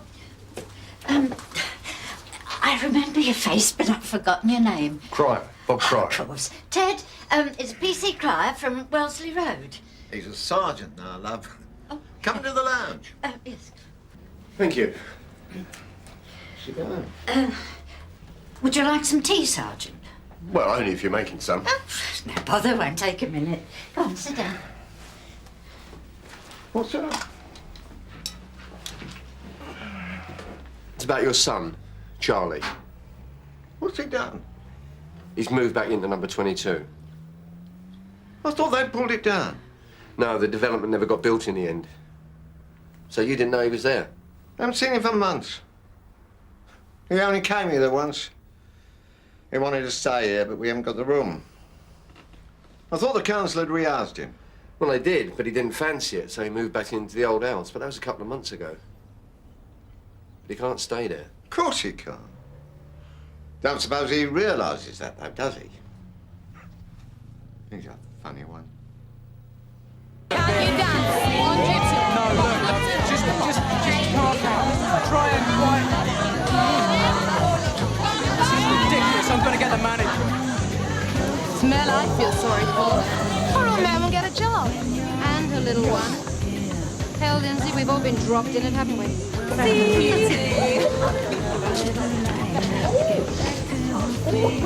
What, drink? No, thanks, up. On duty, yeah? Yeah. Only one duty, isn't it?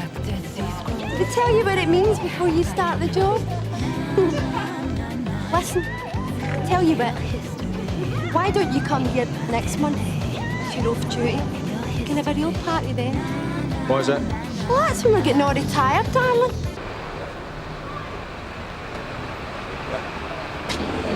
It's an original, 1928. How much? 50. Oh, do me a favour. It's handmade, love. It's an antique. I can't give it away, can I? 35. 45. 40. For you, officer? Okay, what's the deal? Look, I can't take it with me now. If I give you a deposit, I can pick it up tomorrow, yeah? I close at noon tomorrow. Yeah, I'll be in before then. Thanks. I didn't know you liked that kind of stuff. There's a lot you don't know. He left home a couple of times, but he always came back. Fact is, he hardly ever went out the house in the end. No, he just didn't he? watched them tearing down the houses on the road. He gave up looking for a job ages ago. The funny thing is, he liked the army. I always said he should have stayed in. Well, so did they I. taught him a trade. He was a clerk. He was on the Rhine for 3 years, and he was in Belize. He had it easy. Weren't you in the army, Sergeant? Did you ever get to Aden? No, I did a short tour of Cyprus. We used to talk about the army when I was on the beat. No, he never settled after he was demoted. I had him in the business for a bit, but it was no use. I never fired him. He just didn't turn up one day, and that was that. We never talked about it. You couldn't talk about it. If he didn't want to listen, he'd just walk out of the room. And the council gave him a nice little place. Not as nice as this, but very nice. He never settled, see?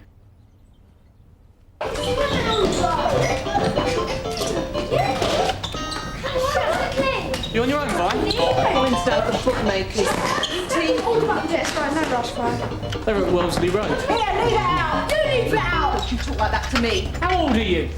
He asked you a question, answer it. I'm 13. You ain't. Can't you read? You're You're not old enough to play those machines. Now hop it. What about our money? We got £2 in there. Well, some you win and some you lose. Go on, get out of here. And we don't want to see you around Wellesley Road either. Pocket one. You're every day playing that machine. They just talk back when you tell them to stop. I don't know where they get the money. Probably from the radios they nick out the breakers yard. Unplug it the next time I come in, Vi. Oh, all right. Tea? Yeah. And I'll have one of those donuts as well, please. You better not have one of those donuts if you want that dress to fit. Can't you do anything? There's nothing we can do, sir. They haven't caused any damage, and the disturbance is your responsibility, not ours. Why don't you send them home for the afternoon? What can't you do? Not unless there's criminal damage. Fire them all today. Well, that's up to you, sir. I didn't make the decision anyway. I'll probably be out of a job myself next month. Well, it's up to you to have a word with them, sir.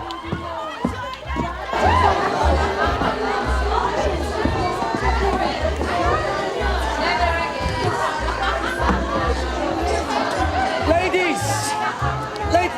Can I have your attention, please? Ladies! Thank you!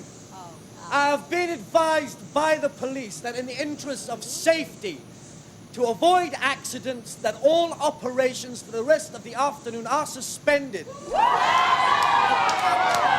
I must also remind you that all the machinery, the dryers and spinners, must be turned off before you leave. And I must remind you, if you're coming in here, to keep your hands to yourself, you dirty little git.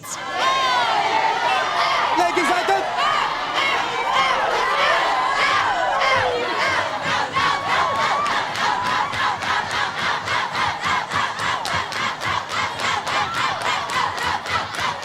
Well, I think he's beginning to lose touch. So nice of you to take an interest in him, Sergeant Cryer. Well, I like Charlie. I mean, I know he's always been unhappy since he came out of the army, and I've always given him time. I bumped into him a couple of months ago, and he said he was moving back home. I warned him, but I left him alone.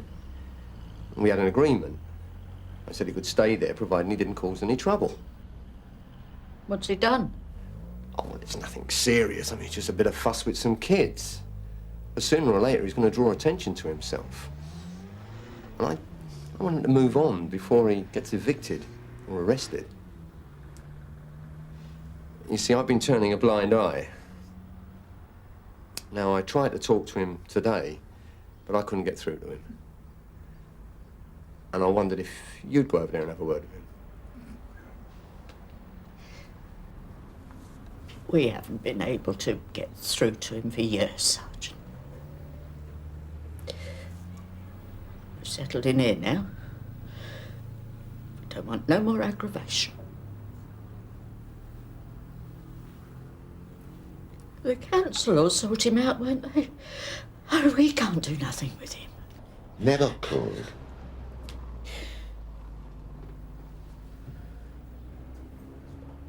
It's him who should be looking out for us now, isn't it? Not the other way round. Not at our age.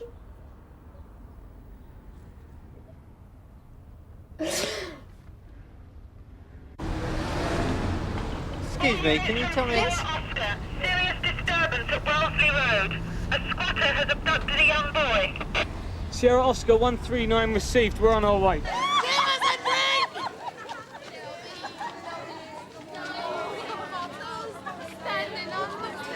How you doing, darling? All right, darling. Oh, hi. Company carry. Oh, it must be nice to have a real jobber.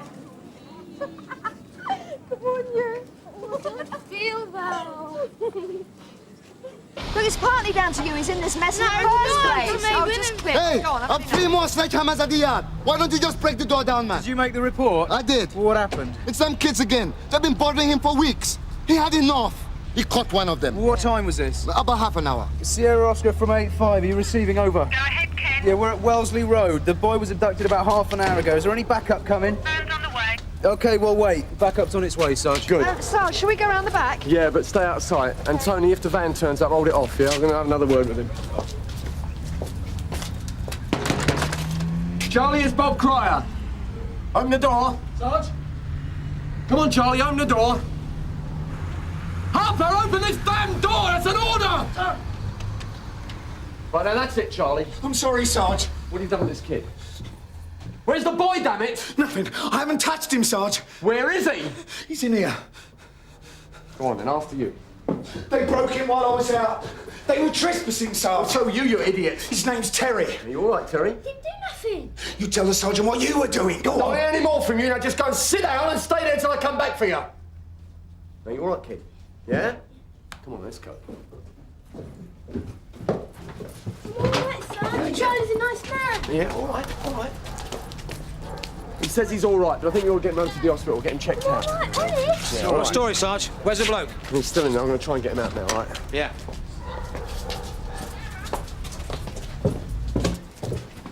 Charlie? Charlie! Was just locking up, Sarge. Charlie, you just cut it out and you listen to me. Now, are you listening? I am placing you under arrest for abducting a minor.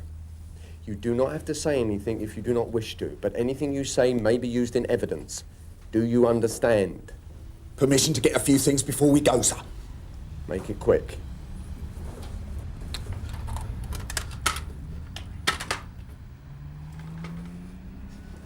Charlie.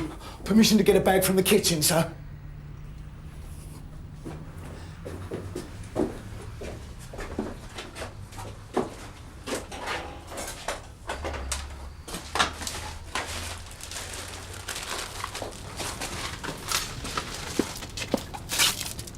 Did you enjoy our time in the army, sir? Yeah, I enjoyed some of it, Charlie. It's what I should have done. Gone straight into another uniform. It's never been the same without a uniform. Yeah, I know, Charlie. I was there. I went to that school, next to the breaker's yard.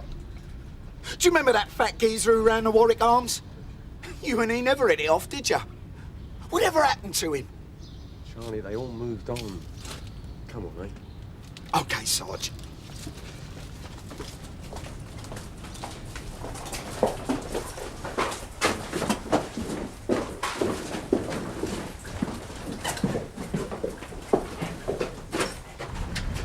I can't leave, Sarge. Come on, Charlie, we've got to leave. Charlie! Charlie. Come on. All right? Now we're going to go. Sarge. Right.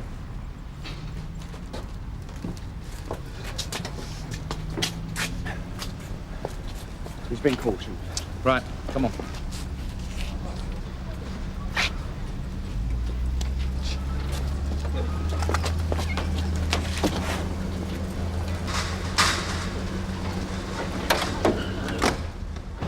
You know him, Bob?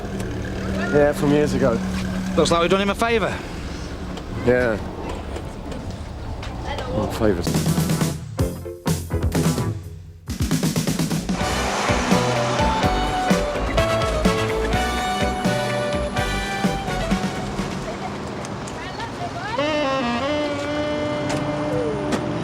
Oi! Would you do that outside your own house? Go on, pick it up. Go and find somewhere to put it where it won't blow away. Come on, Melvin. Let's go deal with Mr. Patel.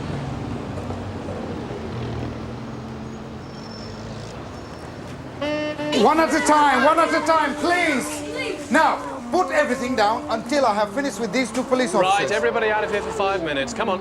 Come on, Mr. Patel. Children's dinner time is getting worse. I'm sorry? There's still more than they buy. I shall be put out of business. I need eyes at the back of my head. Is this what the complaint's about, Mr. Patel? No, this is not what the complaint's about. The complaint's about that infernal noise. Noise? So what noise? That noise. All day yesterday until 10 o'clock at night, and now the same. Same tune? Gershwin. No, the tune is not the point. What exactly is the point, Mr. Patel? The point is the Public Order Act of 1986. I'm sorry? Public Order Act 86. Exactly. I want him and his boy moved on, please. Boy? Yes, there's a boy with him. I suppose he should be at school. How do you know there's a boy with him? Because he comes in here to change money. £1 coins for £10 notes. How much has he changed? Yesterday, maybe £50. Today, about the same. I think I'll take up the sax.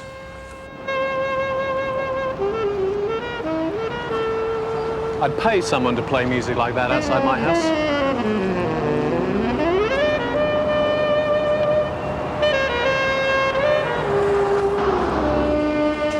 Hey, what are you up to?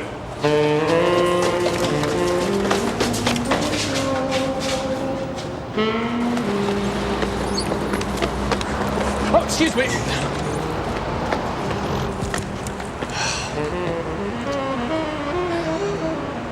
Who was it talking in the canteen the other day about the Pied Piper? Sells drugs to kids, they hear his music. Is it D.S. Gregg? Well, that's not sherbet. Crack? I'll go across. We don't want to lose him as well. Sierra Oscar from 416 receiving, over. Sierra Oscar, go ahead, Melvin. Yeah, Sarge, is D.S. Gregg in the CID room? I think so. Do you want a word? Yeah, if I could, Sarge. A bit sharpish, like. Can you finish that report before you go home tonight? Sir. This tie's horrible. Which one, Goff? It's for a 60s gig we're doing tonight. Charity do for Save the Children. 60s? What do you know about the 60s? Music's ageless, Goff. You don't have to have been there to play it. You don't have to have been born in it. All right. Just do the report. Hello? Alistair, Melvin wants to chat on the radio. Something about a busker and some crack he's just found. Sounds important. Can you pop down? Yeah, right on. That's got to be the Pied Piper. No want to see him. No cock-ups. Sierra Oscar 416. Have you arrested him? No, Sarge, not yet. We lost a young lad who'd been with him, but he did drop some crack when we chased him. You mean he gave you the slip? Yes, Sarge. Did you see him drop it then? Well, no, not really. Right now, listen. Mr. Burnside wants to speak to this Pied Piper, so bring him in quick. I can't nick him for playing the saxophone, can I, Sarge? Depends on how badly he plays it. Listen, Ken, be nice, be tactful, but get him here. Yeah, right, Sarge.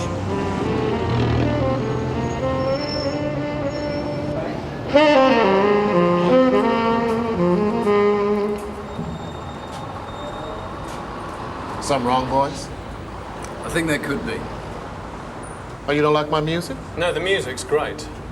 Oh, you like it? You want to hear some more? No, not now, thank you, Mr. Thornton. Benjamin Thornton. Mr. Thornton, the young boy that was standing over there, the one we chased? Lots of boys. This boy's been here 2 days, Mr. Thornton. White boys all look the same to me. Do you know what this is? I ain't seen it before, man. It's crack. Drugs. I know crack is drugs, officer. It's just that I ain't seen it before. I'm a musician, not a junkie. That youngster we just chased dropped some of this stuff. We'd really like to try and find him. Now, what I'd like to suggest, Mr. Thornton, is that you'd be kind enough to come down to Sunhill Police Station with us and give us a statement and maybe look at some pictures of juveniles. Look, I told you, I can't really remember. You do want to help us, don't you? I always help the law.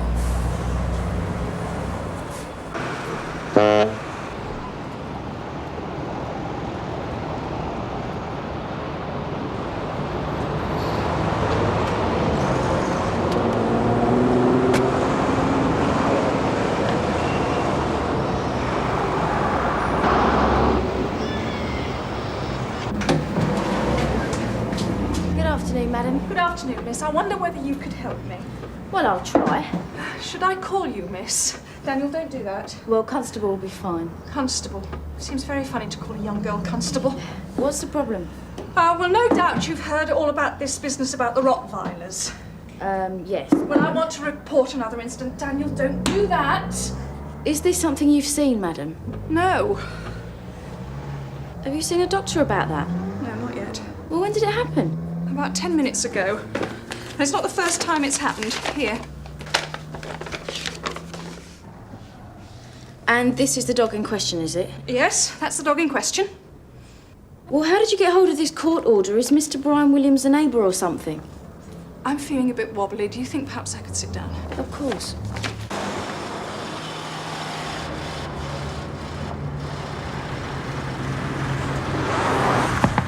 Excuse me, officer. Would you be very kind and direct me to Varley Avenue? Yes, miss. Farley Avenue. Now, let me see. Yeah, it's up beyond the left. Yeah, thank you. It's the local branch of the Young Conservatives. Right, if you take a right here at the lights, it should be the second or third on the left, okay? Thank you. You can go round in front of us. We won't run you over, don't worry. Thanks. That's almost enough to make me vote Tory. I already do.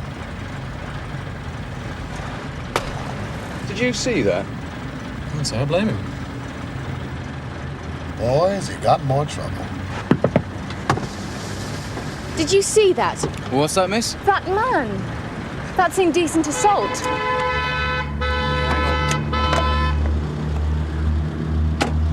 go round, sir. You're back up. I shouldn't think he meant any harm by it, you know. More of a compliment, really. You're quite happy, are you, watching nasty little sales reps touch up girls in the street? No, of course not. Good. So what are you going to do about it? Now look. No, you look. I want something done about it, because I don't consider it a compliment. Did you get the car number? Well, to be honest... Well, I did. Aren't you going to write it down? Yeah, sure.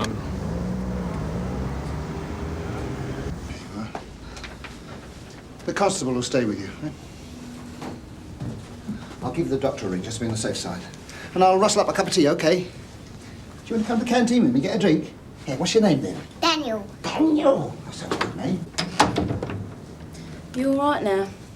Yes, thanks. I'm sorry. Let's have a look.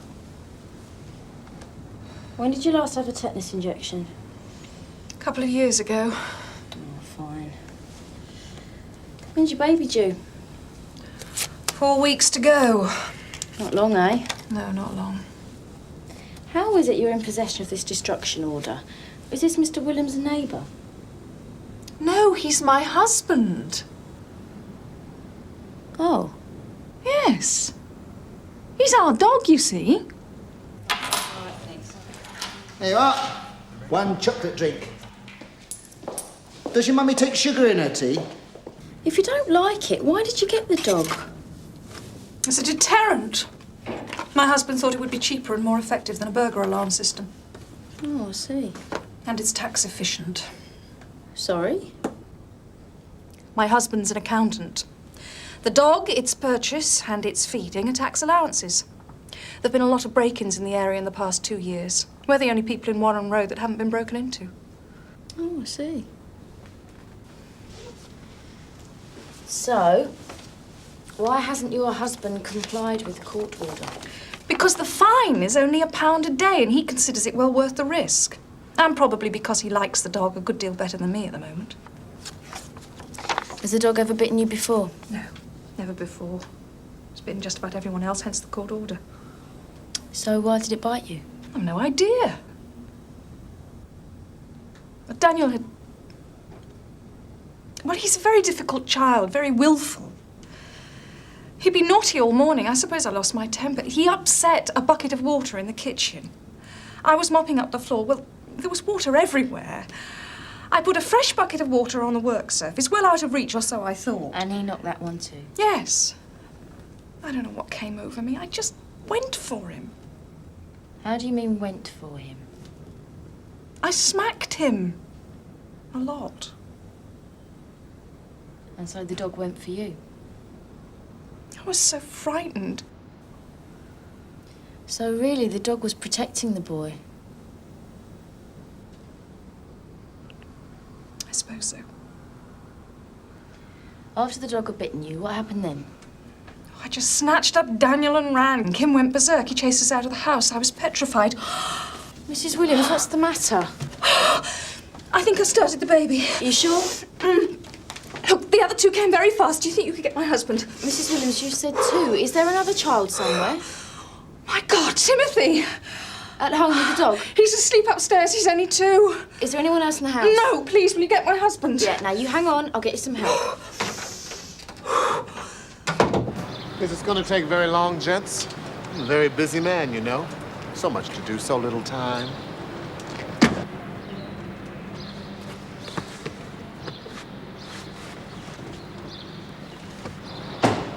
After you, sir. Get her front door key and the husband's telephone number. No key, she's locked herself out. You have to get the telephone number, all right? Right. How are you doing, Mrs. Williams? Sorry, lads, had to find somewhere else. That one's busy, I'm afraid. Right, take Mr. Thornton to the charge room. I'll go get DS Gregg. Charge room? Now, wait a minute. It's okay, relax. It's just for a chat. I'll go and get some tea. Do you take sugar? Tom, get an ambulance here pronto, will you? You Right. contact the nearest RSPCA inspector and get him to that address, OK? Right. Ah, just a girl. Look, I've got a little lad called Daniel in the canteen. Look after him, will you? Ambulance service. Mrs. Williams, we need your husband's work number. Me coming? His telephone number, we don't have it. What is it? 228-4029. Oh. Ambulance is on its way. If you don't mind, sir. I'm just trying to alleviate the boredom, Constable. Ah, Sergeant Gregg. This is Mr. Thornton, who's very kindly come in to assist us. Very kind of you to help us. You can shoot off now, Richard. It's okay. So, how long have you been playing the sax? Since I was that high. You want to blow? So what's he like then? All teeth and smiles? Yeah, he seems pretty confident, sir. Yeah? Have you searched him? No, sir. We didn't want to get too heavy in case he refused to come to the station. Yeah, all right. Look, go and check out his address. There's just a chance the boy might go back there. Would you recognise him again? Yes, sir. Right. Well, go to it then. Well, Sergeant Peters has got us on a lawnmower theft, sir. You leave Sergeant Peters to me. You let the boy give you the slip, you go and find him. Oh, and have you searched your vehicle? Yes, sir. Right. So where is he? He's in the charge room, sir. What's he doing in there? There's someone having a baby in the interview room. A woman, sir. Go and find that boy. What time was this, miss? It was about... That's him now. Hello, miss. I've come to see what you've done about my assault. Yes, miss. If you'll excuse me, I'm afraid I'm in a bit of a hurry right now. PC Edwards, would you mind attending to this young lady? She'll tell you what it's all about. Miss? I never knew he was there until they ran past me. So you wouldn't recognise him again? I never saw him. The owner of the newsagent who complained about the noise. What noise? The noise of your playing. Well, sweet music, man, not a noise. Maybe. But he claims that this boy had been into his shop several times to change coins for paper money. Quite a lot of it, apparently. Seems odd that you didn't see him yesterday either. He seemed to think that you and this boy were together. I'm strictly solo, man. Is Mr. Burnside gonna be long? No, not very long, Mr. Thornton. I've got some photographs of young lads here. Maybe you could just give them a quick look. You never know. Something might ring a bell.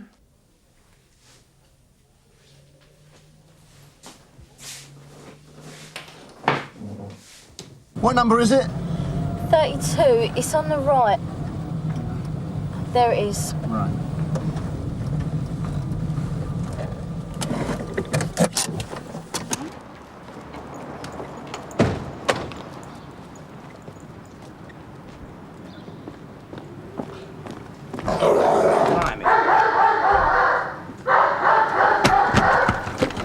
God, who in their right mind would have a dog like that? Sarge, why isn't the kid screaming with all this noise? He's probably used to it. Have a look through that window there, will you? Have a look through this one, see what we can see.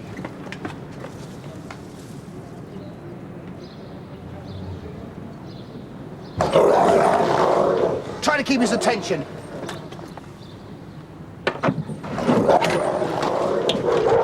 Well, there's no sign of the boy from here. Look, I'll keep the dog occupied. You have a look round the back. Right. If we'd done a pincer movement on him, we'd have got him straight away, you know? Yeah. There he is. What? The Artful Dodger himself. Keep going, keep going.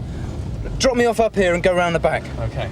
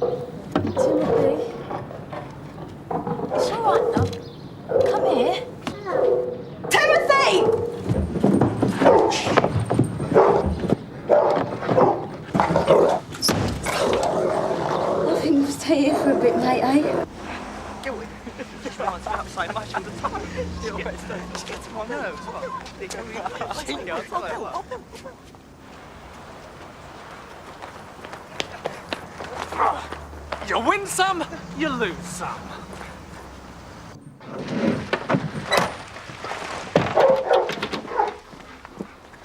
Mr. Williams? Yes? What on earth's going on? Tried to get you to your office, sir, but you were out.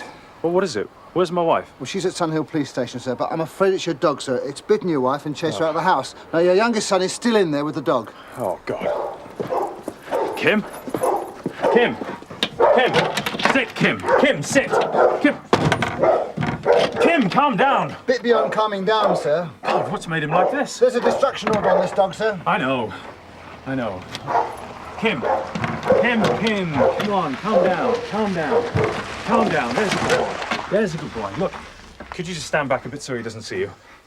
Kim, sit, boy. Good boy. Good boy, Kim. Good boy, Kim. Good boy. Good boy. Sit, Kim. Okay, come on. Okay, sit. Sit, Kim. Sit. There's a good boy. It's okay, you can come in now. Claire. Okay. Dog's under control now. You okay? Yes, Sarge, we're fine.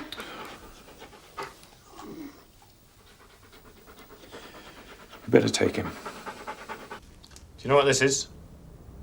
Have you never seen it before? That's not what Mr. Thornton says. Who's Mr. Thornton? Will you turn out your pockets, please, Stewart? Put everything you've got on the table. Stewart. Otherwise, I'll have to do it myself.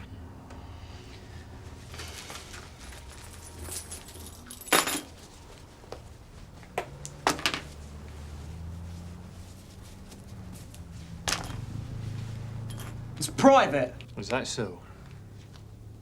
How much is there here? But I. There's nearly 100 quid. How do you come by that sort of money? Is it yours? Yeah. Benjamin says it's his. Not all of it. I wouldn't mind betting most of it's his. Do you want to tell me about it? There's nothing to tell. Stewart, If you don't tell me anything, I'll have to nick you. You'll go down. Thornton will walk free. Gives me the stuff in the morning, I'll give him the money in the evening. All right?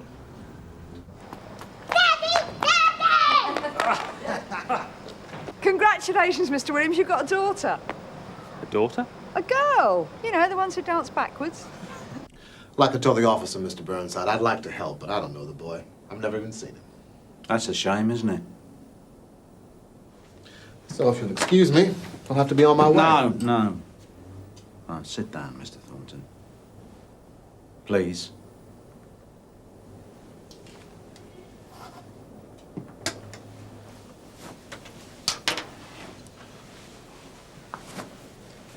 I was reading this the other day. Don't suppose you take it there. There's an article in here about the problem they're having in Miami with crack. It's Miami. Addiction for humans to regular cocaine may develop over a period of a few months, even years. Crack abusers have been known to be hooked in a matter of days. And then it goes on to say, recent surveys in the country confirm the compulsive nature of this addiction, with consumption of between 10 and 40 hits per day. That's up to 40 of these per day. Never seen that before. That's crack, Mr. Thornton. I've never seen it before. It's got fingerprints on it, of course. Very good ones, as it happens. 3 sets, I'd guess. The boys, because he dropped them. PC Melvin's, because he picked them up. And 1 other set, belonging to the person who gave them to the lad to sell. But then, of course, you'd know all about that, Mr. Thornton, wouldn't you? And fingerprints don't lie, as you well know. Come on, Burnside. Am I being fitted up here? Fitted up, Mr. Thornton? The boys coughed. I needn't say anything at all. I know my rights. Do you know, it amazes me that people like you should even consider that you've got any. I came here of my own free will. And I shall leave in the same way. Yeah, well, unfortunately, it's not possible for people who are under arrest to walk out of police stations, Mr. Thornton. But I'm not under arrest, Mr. Burnside. Oh, yes, you are, son.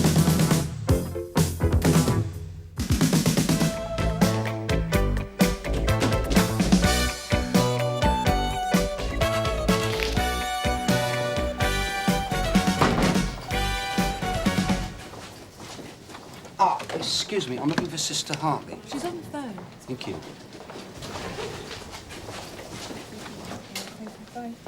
Sister Hartley? Yes? Detective Constable Carver from Sunhill. I phoned you earlier. Oh, you're not the one who came before. He had a uniform on.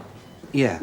Can I ask you a few quick questions? I hope they are quick. I'm very busy. It's about Mrs. Fitzgerald. How is she? She's in a coma, but stable. Do you think she's going to recover? It's possible, but if she does, she'll be a permanent invalid. Can I see her? Yes, she's just there.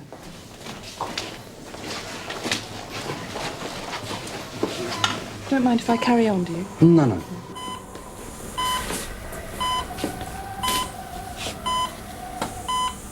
She's very attractive. Yes. Do you have any more photos of her? Yeah, somewhere. You don't want to see them, do you? Yeah, go on.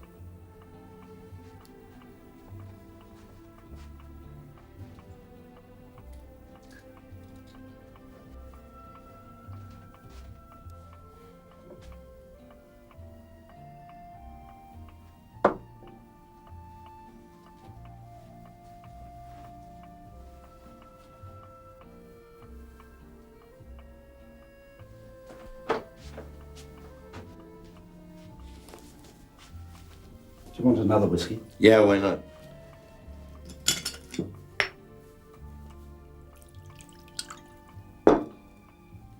is. I thought you weren't supposed to drink on duty. I'm not. You're leading me astray. Our wedding day. Yeah, a lot of happy memories here. Honeymoon in Brighton. Nice.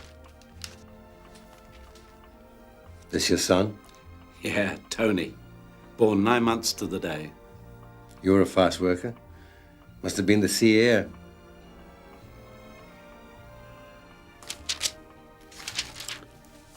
Holidays.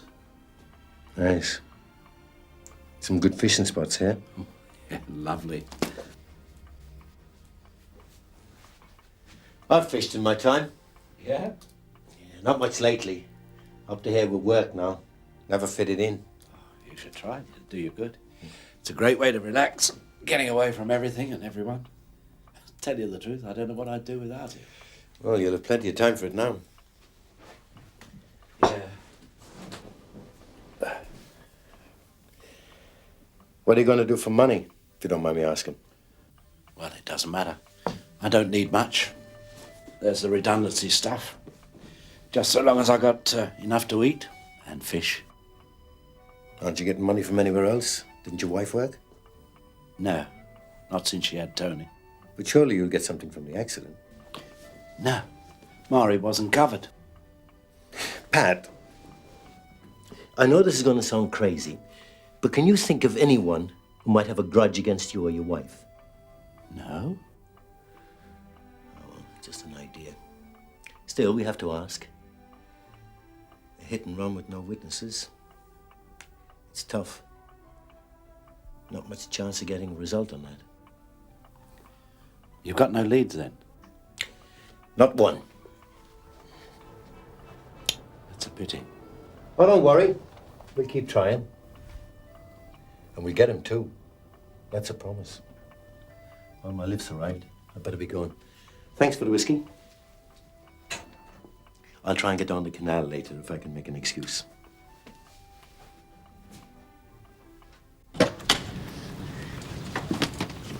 What you got? Nothing.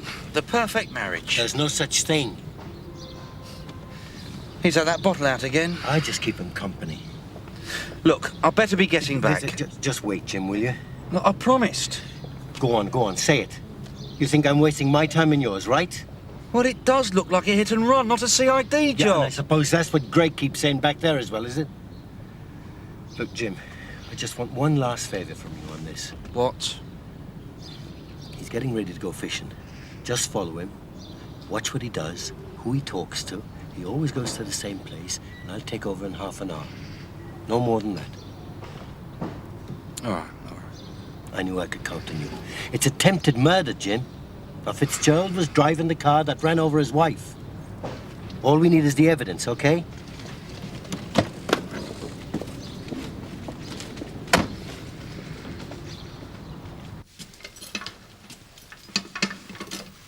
Father McKee? Yes? Detective Sergeant Roach, Sunhill. Could I have a word with you, please? Of course. Come into my office. I'll see you on Sunday, Mrs. Flynn. Yes, Father. If it's about the lead off the roof... No, it's about Marie Fitzgerald. Have you got the fellow that did it yet? Not yet, but I will. All it needs is patience and time.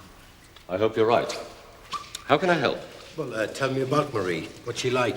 Marie? She's the most devout person in this parish, I can tell you that. We see her twice a day, every day of the week, all weathers. What about her husband? We used to see him a long time ago. Not anymore, not since he took up the fishing. Does his wife ever talk about him? Not to me. Do you think they're happy together?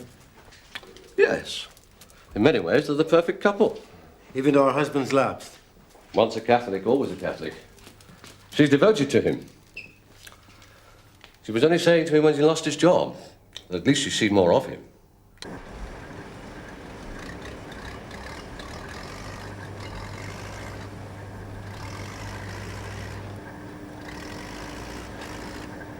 She's a saint, that woman. We're all praying for her. Miracles do happen, you know. I'm sure you're right, Father. It worked on her leg. Her leg? 2 years ago, her rheumatism was so bad she could hardly walk. Her husband had to drive her everywhere. Now she walks here twice a day. Well, she used to. She won't be doing much walking now, even if she does come out of the coma. Whoever did it deserved to be punished. So her husband doesn't give her a lift to church anymore? No, not for a couple of years now. Why doesn't anyone tell me these things? Thank you, Father. I thought you said half an hour. I hear you. Check something on his original estate. What's he been doing? Nothing. He's been sitting there doing nothing. No, it only looks that way if you don't understand what's going on. Did anyone talk to him? No, the place is deserted. Good. You can go then. Thanks. Enjoy the filing.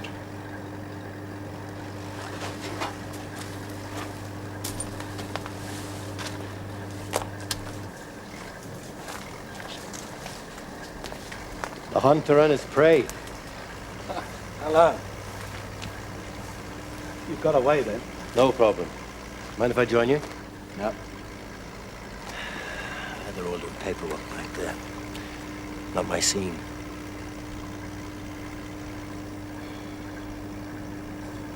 Nice spot. You caught anything yet? No. That must take an expert to conjure up something from a stretch like this. It's fine. The fish are down there. Yeah, you're right. Just a matter of time before they're caught. All it needs is patience. Everything comes to him that waits. It's very good of you to keep coming to see me. No bother. No, you've been a real help. Friend. Had a rough time. Yeah. But I'm coming to terms with it now. That's good. What I mean is, don't feel you've got to come just because of me. Oh, I don't. I've got an ulterior motive. You rumbled me. You know exactly what I'm up to. You're my excuse for getting out of the office. Oh, I see. I tell them I'm working, and really I'm having a chin wag with you. It's a lot better than filing. I suppose so. What is it? You been bitten? No, it's nothing. It's just a bit of rheumatism I get in this leg. Probably the damp brought it on. I'm surprised you don't get it. No, it's never bothered me. Yeah, but it's quite nasty if you do get it. Doesn't go away. That's it for life. Yeah. Runs in our family. Does it? Any of it in yours? No. What, no one? Well, not unless you count the wife, I suppose. Poor Marie. I didn't know that. Does she get it badly? Yeah, in the left knee. That is nasty. Must make it difficult to get about. It does. I suppose you have to drive her, do you? Sometimes. She can walk a bit. Well, you take her shopping, that sort of thing. Yeah. She couldn't walk to the supermarket. That's too far. No, of course. So what happens if you haven't got the car? Do you have to shop? No. No, the neighbours are very kind, and sometimes I borrow my son's car. That's useful. Yeah.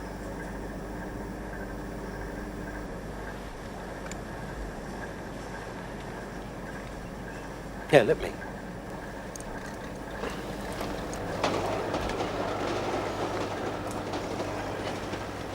Oh, by the way, I think I'm closing in on the man that ran over your wife. There. Haven't lost my touch. Well, I'll let you get on with it. If you wanted company, you wouldn't come fishing, would you?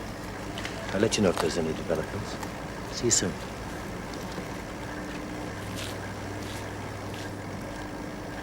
Mrs. Sally Fitzgerald? Yeah? Take the Sergeant Roach, Sun Hill. I've come about your husband's car. I'm sorry it's taken so long. Is he at home? No, his car. It's been reported stolen. No, that's it there. Oh. Do you mind if I have a look? No? Look, I don't understand. Yeah, this looks like it, right? Well, it's not been stolen. Yeah, about 5 weeks ago. No, there must have been some mistake. Did anyone borrow it around that time? No. You sure? Yeah. No one except Tony's dad, that is. Your father-in-law? Yeah, he borrowed it. He didn't say anything about it being stolen either. Who reported it? Your father-in-law borrowed it when? Don't do that, will you? That's 5 weeks ago, sound about right. I suppose so. When did he bring it back? Friday evening, whenever it was. What time? Tea time, about 6:30, I don't remember. Oh, thanks for your help. Dylan, what did I tell you? Pat, this is Detective Constable Carver. Come in. I see the rheumatism still troubling you. My dinner. Delicious. I forgot to ask you this morning, by the way. How's Marie doing? Oh, she's much as the same. She's a strong woman. Lucky to be alive at all. Yeah. What do you think about when you go to see her? I don't know. I just think about her getting better, I suppose. I bet you do. It'll certainly make our job a lot easier. She is the only witness after all. She'd soon tell us who did it. At least she was the only witness. That's the development. Someone's come forward after 5 weeks of waiting. Good news, eh? Yeah. Yeah, they reckon they can identify the car that knocked your wife over. Isn't that right, Jim? That's right. They got a clear view of the whole thing. Now, I want you to look very carefully at this picture.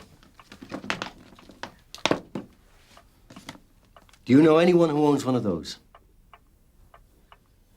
No. You're quite sure? You remember what I said about someone who might have a grudge against you or your wife? Now think again. No, I'm certain. Well, is that it then? No, Pat, not quite. There's a discrepancy, you see, and we have to make sure that everything tallies.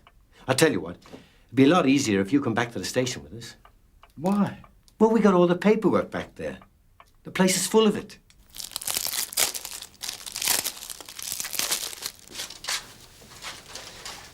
You understand that I have to say this to you. It's like some sort of magic spell that has to be pronounced as soon as anyone walks in here. Mr. Patrick Fitzgerald, you are not obliged to say anything unless you wish to do so. But what you do say will be taken down in writing and may be used in evidence. There you are. That's that over with. What's the tape machine for? Oh, don't worry about that. It's just so that we get things straight and not put words in your mouth, as if we would. Okay, down to business. This is Detective Sergeant Roach interviewing Mr. Patrick Fitzgerald at Sun Hill Police Station in the presence of Detective Constable Carver. The time is 1:35 p.m. Right, Pat, can you clear something up for us? If we go back to the statement taken at the time of your wife's accident, you say you would have given your wife a lift to church that afternoon, but you couldn't because your car was in service. Is that right? Yes. Okay, but someone has told me that your wife stopped taking lifts to church around 2 years ago. That she made herself walk twice a day. Is that right? I suppose it is, thinking about it now. So even if you had your car, you wouldn't have given her a lift? I don't know. Let me put it simpler. When was the last time you gave your wife a lift to church? I can't remember. Within the last 2 years? Well, I suppose it can't have been. At 3 separate points in your statement, you made it very clear that your car was in service. Why did you do that? Because it was.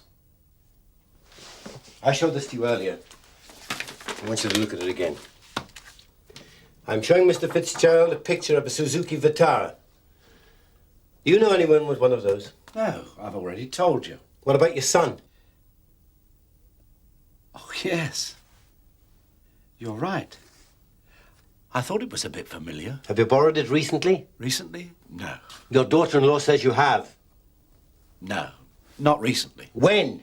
Must have been 5 or 6 weeks ago. Did you have the car around about the time of your wife's accident? Yes, I think I did. So could you have given her a lift to the church had she wanted it? Yes. So why did you imply in your original statement that you couldn't? Well, I must have been confused. I was in shock. Ask the doctor. Okay.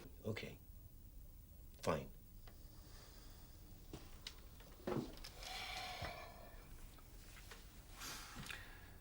Let's go back to Friday the 12th. Can you tell me exactly what happened on that day? I don't understand. Let's just clear it up, Pat. Once and for all. Now, what were you doing? Fishing. Then what did you do? Well, I remembered I'd promised to take the car back to Tony. He needed it. He was doing something that evening. I see. What time did you drive round there? 6. I don't know. Ask him what time I arrived. You drove straight there? Yes. Then when did you find out about your wife's accident?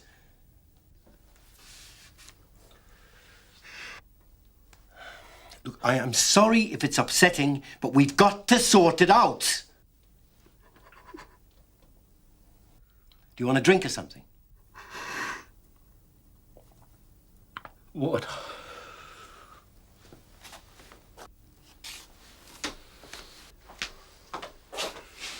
Take the Sergeant Roach suspending interview. Time is 1:38.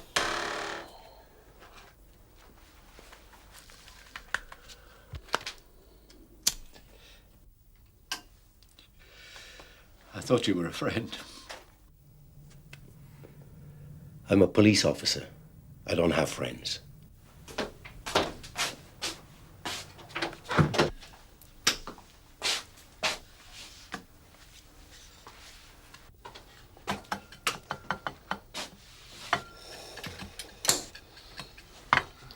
Detective Sergeant Roach, resuming interview at 1:39 p.m. Right, Pat. When did you hear about your wife's accident? I walked back from my son's. When I got to my house, there was a policeman there and talking to the neighbours. He told me. That was at 6:45 p.m. according to PC Melvin's report. Does that sound right? Yes.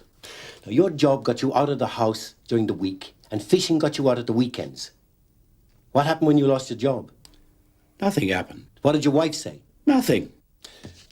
Your parish priest, Father McKee, he says that she told you how much she was looking forward to having you around all day, seeing more of you. Did she say that? Maybe. What did you think? Did you want to be around her all day, every day? Yes. Have you ever discussed divorce with your wife? My wife is a devout Roman Catholic. That is not an answer. Yes, it is. Are you asking if I wanted to get rid of her? I'm asking if you ever wanted to be on your own. No. I think your wife knows who ran her over. From the tire marks on the road and the position of her body, I reckon she had a good look. Now, the car slowed for a second in front of her before accelerating. And she stood her ground. She's a tough woman. She's determined. It wasn't me. What do you really think about your wife? Do you love her? Yes. What do you think about when you see her in hospital? What are you thinking when you stare at her? You're certain I did it, aren't you? But I didn't. Bring on your witness and let them tell me to my face that I did it. Go on. Mr. Fitzgerald is referring to a previous interview. Where were they? Nearby. You said they saw it all. They had a clear view, you said. Where were they? I don't believe you. You're bluffing. There isn't any witness. Knock on the door. Interview suspended at 1:40. Come in. Ted, can I have a word?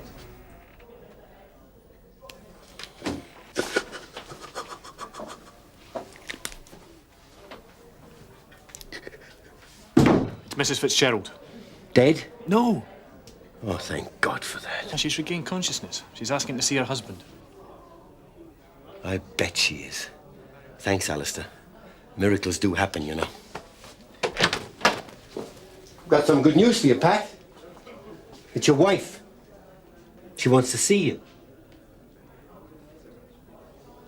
Mind if we come with you? They're all praying for you in the parish, Marie. Oh, here he is, Marie. The police have been to fetch him for you. Isn't that nice?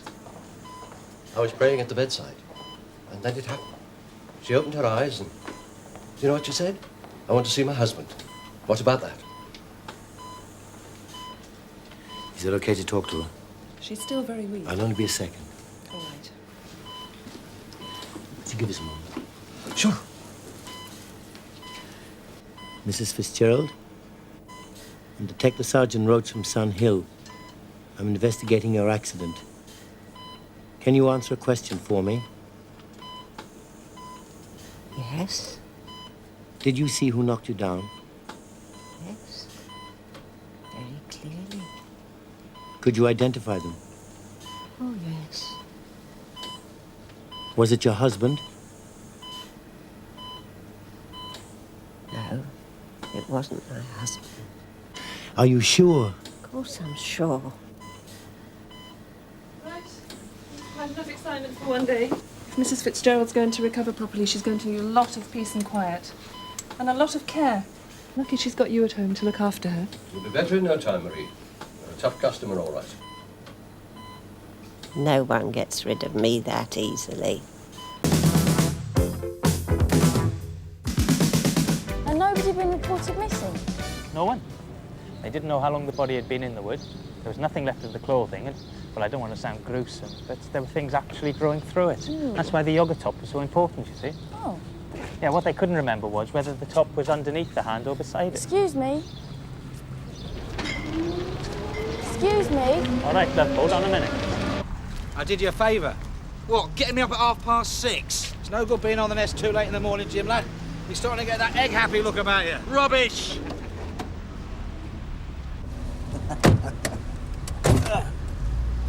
Now, there's a funny thing. Daniel Owen. Dano. Part-time cat burglar. Earliest train pipe down. Can't resist them, can't Dano? Like a doctor on a lamppost. What on earth's he doing out here to turn like this in the morning? You don't think he's... Could be. He combines this with his other little hobby. Safe popping. Not a dicky bird. Oh. Oh. Nothing. Madam, unless you tell us your name and address, we're going to have to take you down to the station. Oh. Sierra Oscar from 101, are you receiving? Over. Stopping and searching innocent people in the middle of the street. Haven't you heard of civil liberties? Yeah. My missus gets the curtains from them. Nothing tosh, but he's not wearing any socks.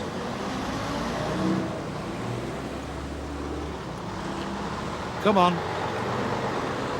In the back.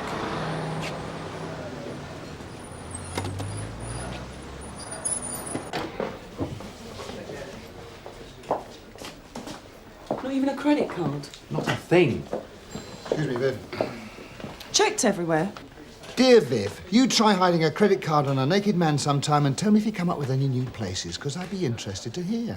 Oh, I just don't understand it. We hung around that market since 6 o'clock this morning and picked him up, what, 2 minutes after the bag went missing?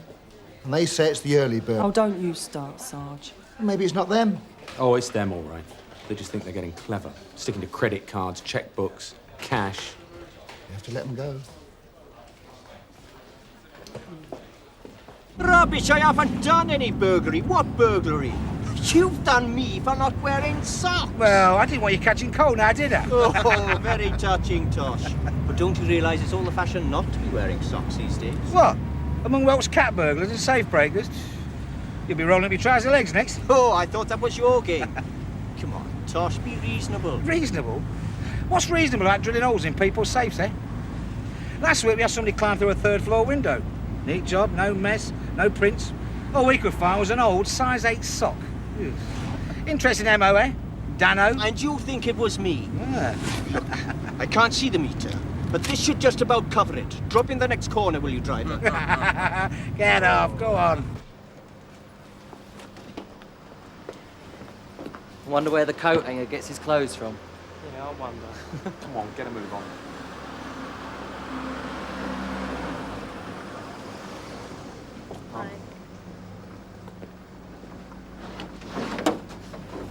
Well, what have we got here then?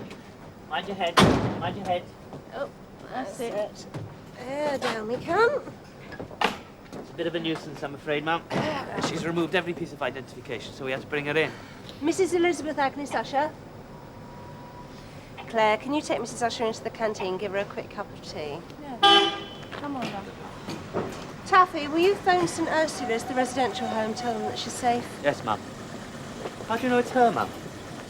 Mr. Sarah for bed told me.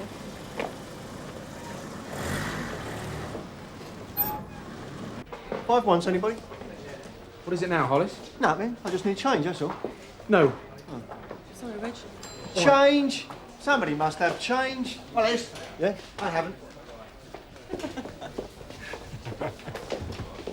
Oh, yeah.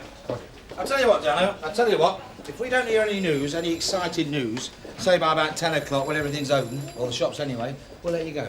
How about that? It'll be just my luck. Okay. I'll tell you what, Tosh, though it upsets me. You listening, Tosh? Yes? Tosh, what I'm about to say is very hard for me. Look, I don't know how to put this, but there's another woman. Pull the other leg. It's got a sock on. Tosh! Right. Sit. Here. Jim, check with the desk, will you?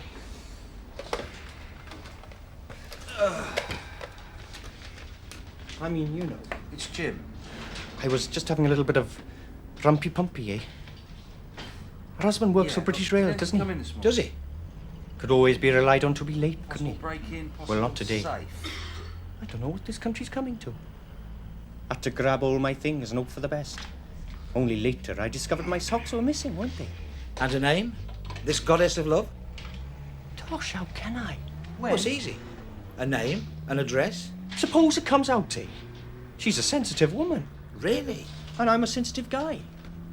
But her husband, oh no, uses railway sleepers for toothpicks. Yeah. Guess what, Tosh? Ironmonger's safe's been drilled. Use the ironmonger's own tools. He's not best pleased. Sod's law. No, Dano. The law. Is there anyone you'd like me to call? No one? Did something happen? No. Mrs. Usher, you can't have it both ways. If you won't tell me what the matter is, we can't help you. There you go, Elizabeth. Elizabeth? How dare you call me Elizabeth? I've never been called Elizabeth. It's Mrs. Usher to you, you young puppy. Mrs. Usher. OK, so I've been wrong in the past. But this time, I just know it. Mike, don't take it so personally. There's a parking space back there. I'm not. It's just... they knew they were clean. Look, either they're stashing it, Oh, bloody quick. or there's somebody else. Maybe they've got a runner or something. Somebody else who can spill the beans on him. No. They've got it all worked out. But they're not that clever.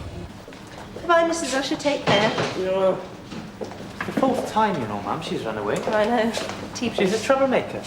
I didn't believe them when they told me at first, but apparently she hit her roommate with a telephone. Same age as my grandfather. Good. No sign of entry? No. Probably up that drain pipe, in through that window. Can you give it a dust down, please, darling? I want to see dust up there. But it's shut. Well, it is now, but was it then?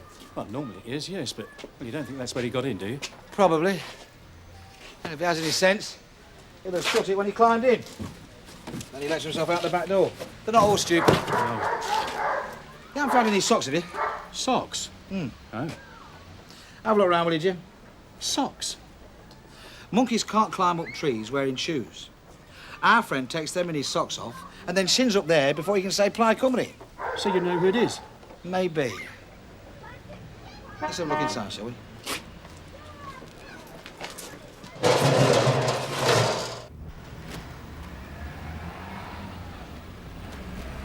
Bullseye. That's what we've been looking for. Their very own mobile safe deposit box.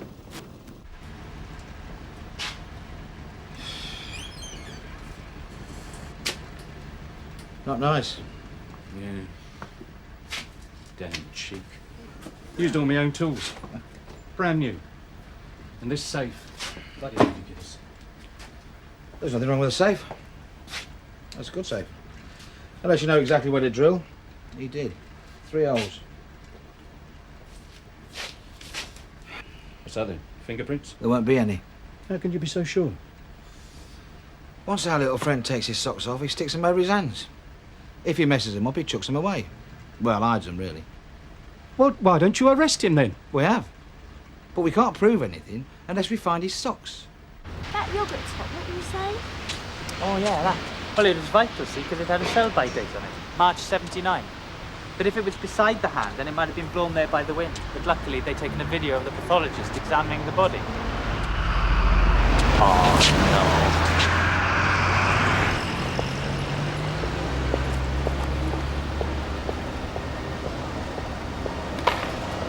Where is she now?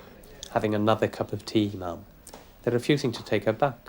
Well, it does seem a bit pointless, doesn't it? She won't stay. They want a social worker assigned. Have you rung the department? No, ma'am. We'll get someone here as soon as possible, will you? We're stuck with her till then. And the till was empty? Yes, it was all in the safe. How was he supposed to know? If you'd have left it open, you could have saved yourself a repair bill. Yeah, I'll know better next time. This way. Yeah. Anything else missing? I don't know.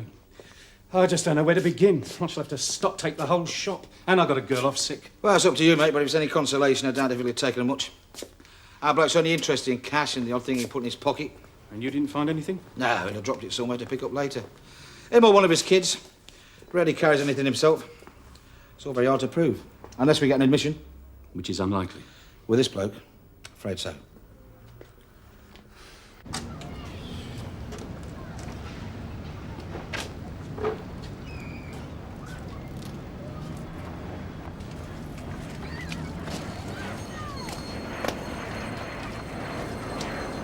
Tosh!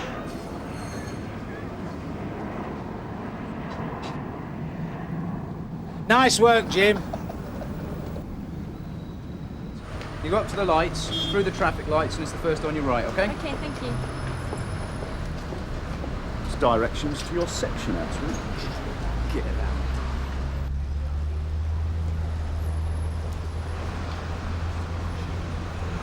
There's been a robbery. Where? In here. Here, mate! Wait, it's all been done! Find their purses, It's probably in here somewhere. Shut up! It's better. Sierra Oscar from 416 receiving, over. Go ahead, 416. Another dip's been at work at the supermarket, Sarge. Your cash, checkbook, credit cards, over. Find out the victims' names and who they bank with, Ken. I've got a list of emergency numbers. Right, Sarge. Sierra Oscar 6 from Sierra Oscar. Are you receiving, over? Yeah, go ahead. Did you get that? Yes, we were listening. Ready and waiting. Here come the boys now.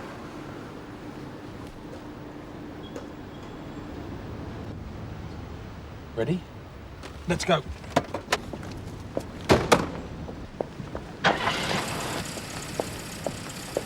Keys, please. Oh, look, Keys. Giorgio Armani himself. Come on, out the car. Take us to your leader. Pleasure. That way, sir. Respect for a gentleman. In that room. What do you reckon, Jim? Well, we could scrape underneath his toenail, send it to the lab, and see if any fibres match the socks. But then we've got to see if the socks match to the scene of the crime. I mean, is it worth it? I want you to take a car and pick up Dano's wife. His wife? And tell her what? Nothing, just the truth. Tell her that we've arrested her husband under suspicion and that he's not been very cooperative. Don't off you go.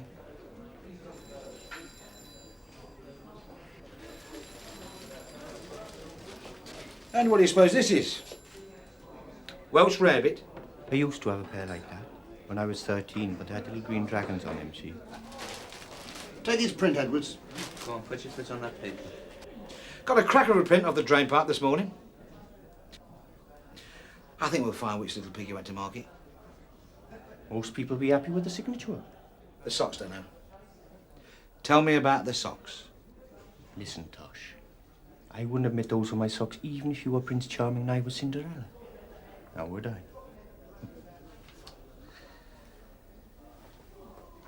Tom.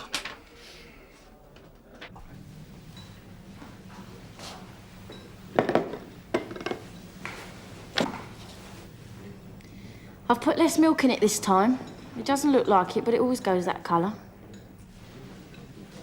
Are you sure you don't want a sandwich? So there's no one you want me to call? No family, husband? Husband? Oh, useless. Nothing. He did nothing. And then he went blind. I mean, what kind of luck is that? To be stuck with a 60-year-old man who goes blind on you. Well, where is he now? He's no longer alive. Oh, I'm sorry. But there must be something you like doing there, Mrs. Usher, something you're interested in. Oh, I like to be among young people. They're all so old. It's no place for me. Well, at least you're well cared for. When I turn the heating off, they turn it on again. They treat us like orchids. Yeah. Animals never let you down. You kept anything? Not really. Well, I had a guinea pig once. It was long-haired, Dougal. Well, he got a bit of sawdust in his eye and the vet said he had an abscess on his brain or something like that. What about, Ridiculous. They don't allow pets in a so-called residential home. Oh, no. Oh, I don't call him a pet. No. I don't know what they used. Gas or something. Rules, rules, rules. Nothing but rules.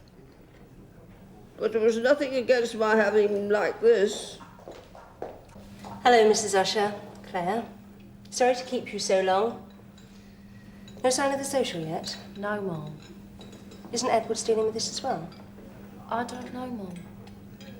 Right. So, you, had him... Silly. He was only 4. You wouldn't have been any trouble, would you? Sweetie.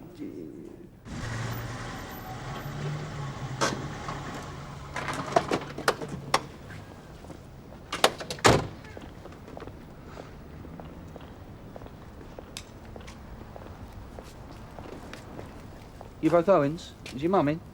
Is she at work? Oh, she's not at work. She's not at work and she'll be back soon, right? What, half an hour? An hour? Half an hour. Right. Where is he? Where have you got him? Scannell. What's he done? Burglary. No way. Oh, yes. Early this morning. And what? No! we found him in the street. He was... He was what? What is all this? You trying to tell me something? Give me that. Right, that's it, the lot of you. Come on, inside. Come on, get a move on. Come on, take these.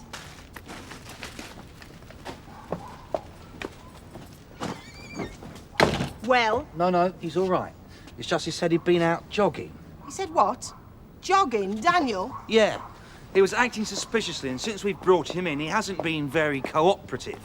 I don't like this. I don't know what you've been doing to him, but I want to see him right now. No, I think you've got the wrong impression, Mrs. Owens.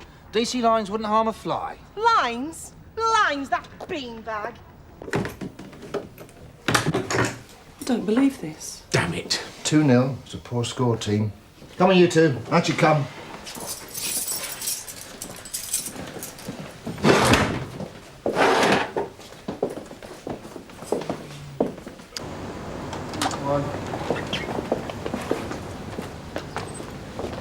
Once more, copper, once more. Hey, get off! Come on! You want to keep your boyfriend on a lead, darling? Well, I'll really put a crease in his collar. Go on. So you found nothing in the car? Nothing. You were there. Are they posting it? Now, pre-stamped envelope, self-addressed, pop in a letterbox. It's on their doormat the next day. Just a thought. Search warrant? Yes. Post office fraud investigation. It's Crown property till it goes through the door. No. When it goes through the door, you and I will be waiting. Right. 5 minutes? Well, no one knew how long the body had been in the woods. There was nothing left of the clothing. That's why the yogurt top was so important, see? Date stamp, was it?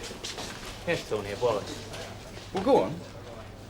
Well, nobody could remember whether the yoga tub was underneath the hand or next to it, but luckily they'd taken a video of the pathologist. Where's he gone? Excuse me a minute, please, Mrs. Usher. Shaken, not stirred.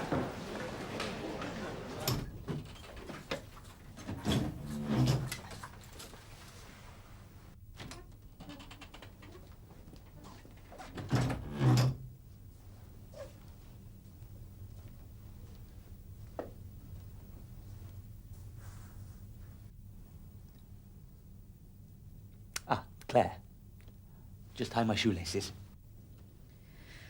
I've been stuck there for nearly 2 hours, Taff. You said you were going to be 5 minutes. This had better be good. Yeah, well, I meant to. I was busy. In all sorts. Lines, Tosh. He asked me to help with a footprint instead of a fingerprint, you know. Well, I've never done one before. A footprint? Yeah. Well, perhaps he'd like to help you with this one. Oh. It's your turn with her now. Well, nearly 2 hours she's been here now. You called my boss. Totally unnecessary. I'm called away from the terrified schizophrenic. God knows he should be in a hospital. I'm just beginning to win his confidence when I'm called away, and all because you can't look after an old lady for a couple of hours. Claire, where's Mrs. Usher? Canteen, Mum. Well, perhaps you care to show us. Yes, Mum.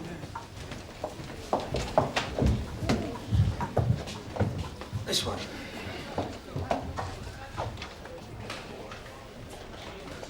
Ron.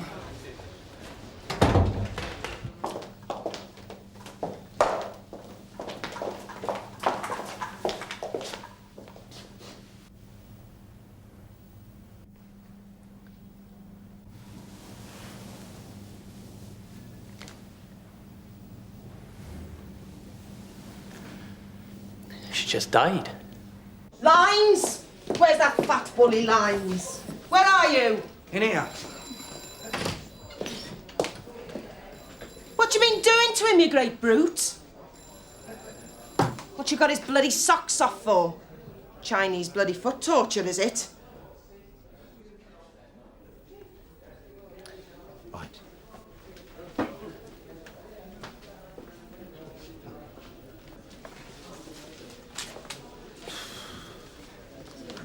Which cell, Dano? The one with the window.